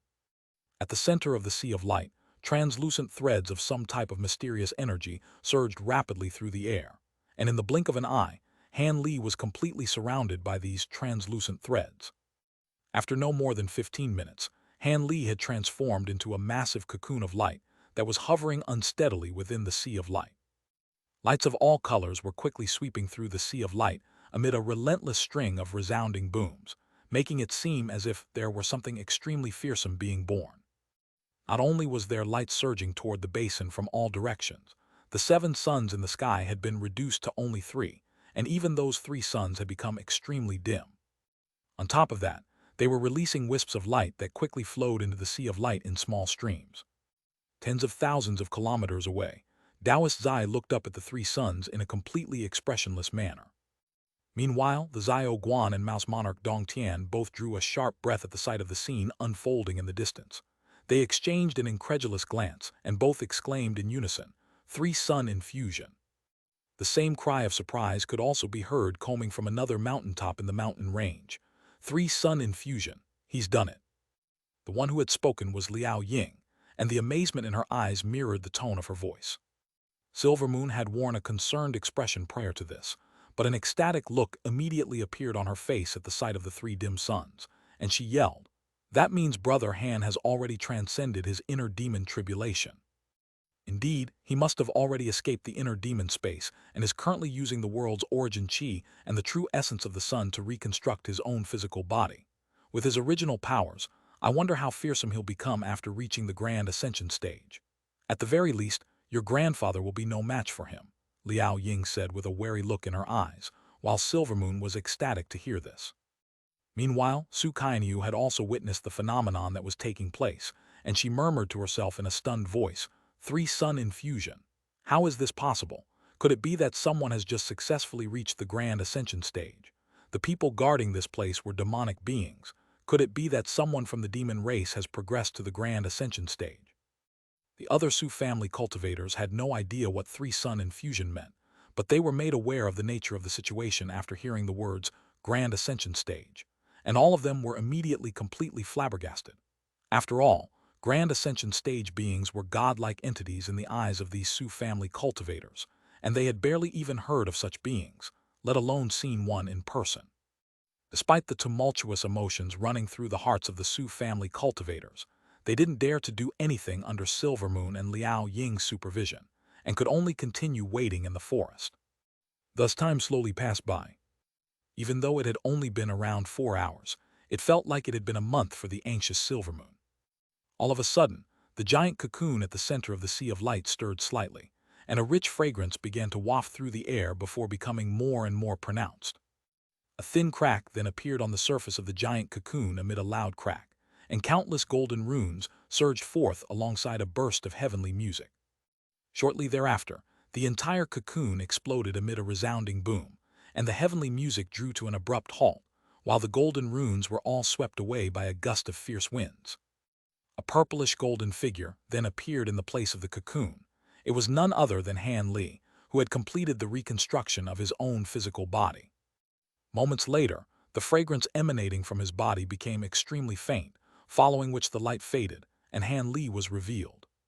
His appearance and attire were still completely identical to what it had been before, and there was no noticeable change aside from the fact that he had grown several inches taller.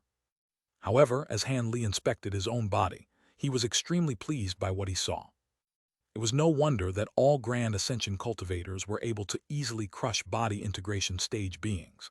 Not only had his magic power been enhanced by severalfold, his physical body was close to 50% more powerful than it had previously been. However, the most important change that he had experienced was that his nascent soul was now truly complete. The nascent soul that was currently meditating in his dantian had become completely different. Its facial features had matured to those of an adult, and an azure robe had appeared over its body. It was basically an identical shrunk-down model of Han Li. Han Li carefully examined his own body with his spiritual sense, and after making sure that there were no mishaps, he was no longer able to repress his own excitement and let loose a long cry of elation. Astonishing sound waves erupted forth in all directions, crescendoing to a peak, causing all of the nearby trees and mountains to tremor violently. Only after around 15 minutes had passed did Han Li completely express his own excitement, and only then did the cry of elation subside. At this point, Silvermoon, Taoist Zai, and the others had all appeared near the basin. Zhu Guor flew over to Han Li with elation in her eyes, then stood beside him in an extremely respectful manner. Taoist Zai appeared in front of Han Li amid a flash of silver light before everyone else arrived, then said something that came as quite a surprise to Han Li. "Congratulations on progressing to the Grand Ascension stage, fellow Taoist Han. From now, you satisfy the basic prerequisites to become my master. All you need to do is fulfill a few requests of mine to truly become my master." "What? I can become your master? Is that supposed to be a joke, Brother Zai? If the only condition to become your master is to progress to the Grand Ascension stage, then wouldn't you have already been claimed by a sacred ancestor?" Han Li asked as his eyes narrowed slightly. "In order to become my master, not only does one have to be at or above the Grand Ascension stage, they must also be able to provide me with energy, and the latter condition is one that no sacred ancestor can satisfy. Would you like to hear my other conditions now, fellow Taoist Han?" Taoist Zai asked. Han Li was enlightened upon hearing this, but after a brief hesitation he replied in a cautious manner, "I see. This is not the place to be discussing something like this. Let's talk about this in private later." "All right, we'll do as you say, fellow Taoist Han," Taoist Zai agreed. Han Li nodded in response, but he was slightly perplexed as he took another glance at Taoist Zai. For some reason, he felt as if this faux immortal puppet had suddenly attained a higher level of intelligence compared to prior to his Grand Ascension stage breakthrough. At this point, Silvermoon and the others had also arrived on the scene. Chapter 2192, Mysterious Acquaintance. Silvermoon quickly inspected Han Li's bodily condition before a congratulatory smile appeared on her face. "Congratulations on progressing to the Grand Ascension stage, Brother Han. You are now the third Grand Ascension stage patriarch among our human and demon races. Looks like I'll have to refer to you as a senior from now on." "Are you making fun of me, Silvermoon? With the bond that we share, I'll still regard you as an equal even though I've progressed to the Grand Ascension stage," Han Li replied with a smile. Silvermoon was naturally quite pleased to hear this. Su Kainyu was standing behind Silvermoon, and she carefully examined Han Li for a long while before finally asking in a hesitant voice, "Senior Han, is that you? Have you really become a Grand Ascension cultivator?" Han Li faltered slightly upon hearing this, and only then did he realize that there were some acquaintances among the group of cultivators accompanying Silvermoon. As for Xiao Guan and Mouse Monarch Dongtian, they were also staring at Han Li with astonishment in their eyes. However, compared to Mouse Monarch Dongtian, Xiao Guan was far more shocked by Han Li's rapid progression. She had met Han Li once before, and back then, he had only been at the early body integration stage, so the current situation naturally felt like a dream to her. I didn't think that I would be visited by acquaintances right after my grand ascension stage breakthrough. Fellow Taoist Su, how is fellow Taoist Ice Soul's blood soul? Han Li asked. Su Kainyu hurriedly repressed her own incredulity as she replied in a respectful manner. So it really is you, Senior Han. Our matriarch's blood soul left our Su family many years ago, and we haven't received any news from her since then. Han Li was quite taken aback to hear this, and he said, so she's disappeared again. That's rather surprising. Having said that, even though she's only a blood soul, I'm sure she'll be fine with her body integration stage knowledge and experience. I certainly hope so. The blood soul is our Su family's only hope of finding our matriarch. If something were to happen to it, then matriarch Ice Soul most likely won't ever be able to return to our family, Su Kainyu replied with a wry smile. Han Li nodded in response, then turned his attention toward Xiao Guan, upon which a faint smile appeared on his face. I didn't expect to see you here, fellow Taoist Guan. You don't seem to have aged a day since we last met. You know this senior, fellow Taoist Black Phoenix? Mouse Monarch Dongtian couldn't help but ask in a quiet voice. Fellow Taoist Han. No, it's Senior Han to me now. I didn't think that you would progress to the Grand Ascension Cultivator so quickly. Your breakthrough is truly fantastic news for our two races. Fellow Taoist Dongtian, you've actually heard of Senior Han as well. He's the renowned human cultivator who's been making rapid strides in his cultivation during the past few centuries, Xiao Guan said in a meaningful voice. What? He's Han Li of the human race. Forgive me, what I meant to say was Senior Han. Mouse Monarch Dongtian was so stunned to hear this that he was tripping over his own words. Dongtian, could it be that you're Mouse Monarch Dongtian? Han Li's heart stirred slightly as he swept his spiritual sense toward the burly man to find that his cultivation base was inferior to that of Xiao Guan. But his aura was extremely subdued, clearly indicating that he had cultivated some kind of extremely profound cultivation art and was not to be looked down on. Mouse Monarch Dongtian quickly put on a fawning smile and replied, Indeed, Senior, I am the current leader of the Jade Mouse race. It is truly an honor for me to have witnessed your Grand Ascension stage breakthrough. Han Li carefully inspected Mouse Monarch Dongtian for a while before suddenly saying something, asking, Have we met somewhere in the past? Your aura reminds me of a past acquaintance of mine. Mouse Monarch Dongtian's heart jolted upon hearing this, and his face paled slightly as he hurriedly explained, Surely you jest, Senior Han. This is the first time that we've met. Perhaps you came into contact with one of my clones during the Myriad Treasure Convention. That clone of mine is extremely adept in transformation techniques, so perhaps you encountered it once but no longer recall the meeting. Instead of prying into the matter any further, Han Li smiled and suddenly changed the subject. Perhaps so. By the way, why have you two appeared in this place? Don't tell me that you predicted my breakthrough in advance and came here solely to spectate. Fellow Taoist Dongtian, and I are here to do something quite important, namely. And Li suddenly cut off Xiao Guan mid-sentence and said in an implacable voice, Forget it, I have no interest in hearing about your activities. However, I've only just made a breakthrough, and I plan to stay here for some time to consolidate my cultivation base. I don't want anyone else to receive news of my breakthrough, so as a safety precaution, I'll ask the two of you to stay at my cave abode for now. After I complete the consolidation process, I'll let you two go. Xiao Guan's heart sank slightly upon hearing this, but her expression remained unchanged as she replied with a smile, Of course, we'd be honored to stay in your cave abode, Senior. In contrast, Mouse Monarch Dongtian was rather hesitant, but he also quickly nodded to accept this arrangement. As for the group of Su family cultivators, they naturally didn't dare to raise any objections either. Thus, everyone was led by Han Li back to his cave abode. 4 hours later, Su Kainyu found herself seated on a wooden chair in the hall of the cave abode, providing a recount of some events in an uneasy manner. Han Li was situated on the main seat of the hall, while Silvermoon was sitting on a chair next to him. As the two listened to Su Kainyu's story, both of their expressions gradually became grimmer and grimmer. As for the other Su family disciples and the two demon monarchs, they were nowhere to be seen, and seemed to have been arranged places to stay. After a while, Su Kainyu's recount concluded, and Han Li and Silvermoon couldn't help but exchange a glance. After a lengthy silence, Silvermoon asked with furrowed brows, Fellow Taoist Su, according to you, the Elder Devil Realm separated from our Spirit Realm 30 years ago, and the devilish army has already retreated out of our Spirit Realm. So why is that I encountered a group of devilish beings with even a body integration stage Elder Devil among them not long ago? The majority of the devilish army has retreated out of the spirit realm, but a part of their forces were unwilling to leave, so they decided to stay in the spirit realm. Even though our races managed to quickly defeat these devilish beings, a huge number of them still managed to escape, and there's no lack of devilish lords among them. As such, it would be impossible to hunt them all down in a short time. I was sent here with my brethren to hunt down some low-grade devilish beings hiding in this area, but we ran into a trap set by the devilish beings instead. If Senior Ling Long hadn't stepped in to save us, we would all be dead by now, Su Kainyu explained as a grateful look appeared on her face.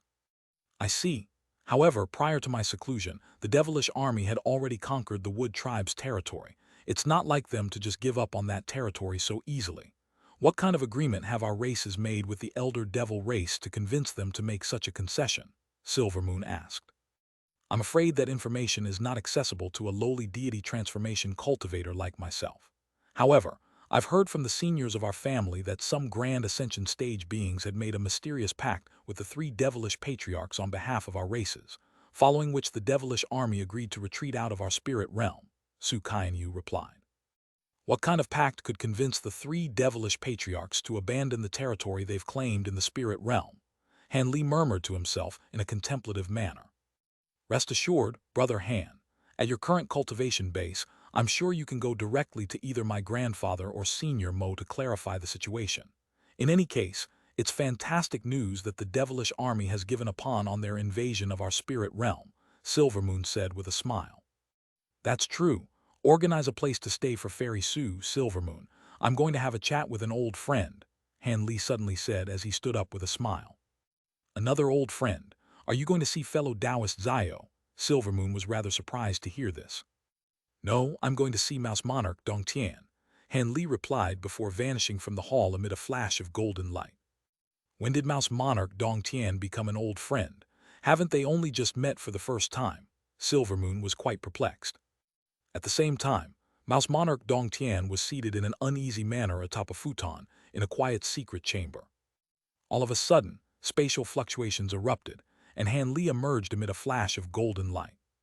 Ironically, the uneasiness on Mouse Monarch Dongtian's face faded upon seeing Mouse Monarch Dongtian's arrival, and he said with a wry smile, "So you came, after all. Looks like you've been waiting for me. You must have known that you hadn't managed to fool me earlier," Han Li said with a smile, then sat down before Mouse Monarch Dongtian in a casual manner. Chapter 2193, News about the Centipede. You've progressed to the Grand Ascension stage and noticed me right away, so of course I wouldn't be deluded enough to think that I could fool you so easily, Senior, Mouse Monarch Dongtian said with a wry smile. I didn't think that the vastly renowned Endless Sky Beast of the human world would be a clone of one of the 7 demon monarchs. That Endless Sky Beast clone of yours sure knows how to keep a secret, Han Li chuckled. Indeed, no one could have imagined that the true body of the Endless Sky Beast would be Mouse Monarch Dongtian. I also didn't think that a human cultivator who was far beneath me less than 2,000 years ago would now be a Grand Ascension stage being whom even I have to look up to. Having said that, there's no bad blood between us, and that clone of mine assisted you somewhat in the human world, so I'm sure you're not here to pick a bone with me, right, Senior? Mouse Monarch Dongtian asked. I did indeed form a bit of a bond with your clone in the human world, but prior to that, it had plotted with others to take my life and almost succeeded, so I don't think it would be inappropriate for me to repay the favor, Han Li replied with a faint smile, and Mouse Monarch Dongtian was left feeling rather speechless upon hearing this. What happened back in the human world was a complete misunderstanding. Back when my clone first descended into the human world, it had no intelligence and was used by other malicious individuals. Besides, didn't you befriend that clone of mine in the end, Senior? Mouse Monarch Dongtian was scrambling to make excuses for himself. That seems to be reasonable, but it's entirely my choice whether I want to accept this alibi of yours, Han Li said with a meaningful smile. Mouse Monarch Dongtian finally realized what Han Li's intentions were upon hearing this, and he gritted his teeth before asking, "What do I need to do for you to let bygones be bygones, Senior Han? As long as it's something within my capabilities, I definitely won't refuse." Even though Han Li was being rather unreasonable, in the face of their absolute power gap, Mouse Monarch Dongtian could only conform to his demands. That's a good attitude to have, fellow Taoist Dongtian. How about this? You tell me what's happened to my 6-winged frost centipede, and I'll let everything slide," Han Li said in a nonchalant manner, but his words were like rumbling thunderclaps in the ears of Mouse Monarch Dong Tian. "The six-winged frost centipede. Surely you jest, Senior Han. Didn't that centipede run away on its own? How would I know what's happened to it?" Mouse Monarch Dong Tian hurriedly gave a panicked response, but as soon as the words slipped out of his mouth, he was left regretting his rushed reply. "Oh, when have I ever told anyone that the six-winged frost centipede ran away on its own?" Han Li asked as a hint of a smile appeared on his face. Mouse Monarch Dong Tian's expression darkened significantly, and he knew that he couldn't hide things any longer, so he could only heave a resigned sigh as he conceded. "All right, I'll admit that I do know some things about that six-winged frost centipede, but before I divulge this information, I'd like to know how you were able to tell that I've come into contact with that centipede. I don't think I've told anyone about this." "That's quite simple. I'm sure you can guess the reason even if I don't tell you," Han Li replied with a faint smile. Mouse Monarch Dong Tian's brows furrowed slightly upon hearing this, following which a hint of enlightenment quickly appeared in his eyes. "You do mean, could it be that the centipede had once accepted you as its master?" "Indeed, even though that six-winged frost centipede severed our master-servant connection, there's still an extremely feeble spiritual connection between us. You've interacted with it for some time, so some of its aura has inevitably rubbed off on you. Even though it's barely detectable at this point, it's still not faint enough to escape the notice of my spiritual sense," Han Li explained. "I see, but your recent breakthrough must have also contributed to this, right, Senior Han? Otherwise, there's no way that a normal person could sense a hint of residual aura from so many years ago through their spiritual sense. I guess I was simply unlucky to have encountered you at a time like this," Mouse Monarch Dong Tian said with a resigned expression. "All right, I've already told you what you want to know. Tell me about that six-winged frost centipede. I'm sure you wouldn't be foolish enough to lie to me, fellow Taoist. Otherwise, once I find that centipede, I'll be able to easily verify the authenticity of your words," Han Li said in an indifferent voice. Mouse Monarch Dong Tian's heart jolted upon hearing this, and what little remained of his intentions to deceive Han Li instantly disappeared as he hurriedly replied, "Rest assured, Senior Han.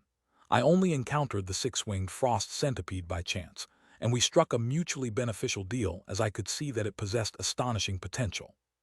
"A deal?" Han Li raised an eyebrow upon hearing this. "Indeed. I'll have to begin this story by telling you about the reverse spirit true yin technique, which is an incredibly powerful ability recorded within the Golden Jade tome. Many years ago, Thus, Mouse Monarch Dong Tian began his recount. Han Li sat silently across from him, listening to his story with an unchanged expression, but internally, he wasn't quite as calm as he looked. "After separating from that six-winged frost centipede, I haven't received any further news from it. If it isn't for the fact that it left me with a soul badge, I wouldn't even be sure that it's managed to survive for all this time in the primordial world." Mouse Monarch Dong Tian sighed as he finally concluded his story, then immediately laid a hand onto his own waist to produce a translucent blue badge, which he offered to Han Li with both hands in a respectful manner. Han Li took a glance at the badge, but didn't accept it right away. Instead, he asked in a contemplative voice, "So you're saying that with your reverse spirit true yin technique, not only has the six-winged frost centipede already progressed to the body integration stage, there's even a chance that it could reach the grand ascension stage in the future. Is that an exaggeration?" "Not at all, Senior Han. The reverse spirit true yin technique truly is an extraordinary cultivation art. If it isn't for the fact that I'm completely incompatible with the cultivation art, there's no way I would have given it away," Mouse Monarch Dong Tian replied with a shake of his head. After a brief moment of contemplation, Han Li's expression eased slightly, and he waved a hand through the air to draw the blue badge into his own grasp. "Looks like you're telling the truth. In that case, everything between us is all in the past now." Mouse Monarch Dong Tian was naturally very relieved to see this. Han Li swept his spiritual sense over the blue badge briefly, then immediately rose to his feet as if he were planning to leave. Mouse Monarch Dong Tian also hurriedly stood up to bid Han Li farewell. However, a thought suddenly occurred to Han Li, and he said, "By the way, I don't want anyone else knowing about the six-winged frost centipede." "Rest assured, Senior Han, I swear on my inner demons that I definitely won't tell anyone else," Mouse Monarch Dong Tian replied without any hesitation. "Good. Rest easy here for a while, and I'll let you go when the time comes," Han Li said with a pleased smile, then instantly vanished into thin air amid a flash of golden light. In the next instant, Xiao Guan was startled by the sudden appearance of Han Li in another secret chamber, and she immediately stood up to extend a curtsy. Han Li waved a dismissive hand to do away with the unnecessary formalities, then immediately said, "I came here to ask you a question. I hope you can answer me truthfully, Fairy Xiao." "Of course, I'll be sure to tell you everything I know," Xiao Guan replied in a cautious manner. Letter 1D487, letter 1D493, letter 1D65A, letter 1D486, letter 1D500, letter 1D4E, letter 1D4EC, letter 1D664, letter 1D662. Han Li could see the wariness in Xiao Guan's eyes, and he said, "There's no need to worry. I'm not going to ask you any difficult questions. All I want to know is how Dare is doing. I've lost contact with her ever since the devilish tribulation commenced. Is she doing well?" Xiao Guan faltered slightly upon hearing this before replying in a relieved manner. "Rest assured, Senior, Dare is one of the most brilliant talents in the younger generation of our Black Phoenix race, so as soon as the devilish tribulation commenced, she was sent away to a secret restricted area alongside a few other elite disciples, and she's still in seclusion there now." "Good, I'm glad to hear that. I'll leave you to rest then, Fairy Xiao," Han Li replied with a content nod before disappearing on the spot once again, and Xiao Guan had no idea what type of movement technique he had used. Xiao Guan stared blankly at the spot where Han Li had just disappeared, and only after a long while did she heave a long sigh before sitting back down to continue her meditation. Meanwhile, Han Li reappeared within his own cultivation secret chamber, before taking a seat in an unhurried manner. Following his successful breakthrough, his magic power, physical body, and spiritual sense had all improved significantly, and he really did require some time to consolidate everything before he could fully acclimate himself to his own newfound powers. However, prior to this, there was something else that he had to do. Han Li swept a sleeve through the air, and 3 balls of golden light flew out, then appeared above his head before transforming into gigantic objects, each of which was several tens of feet in size.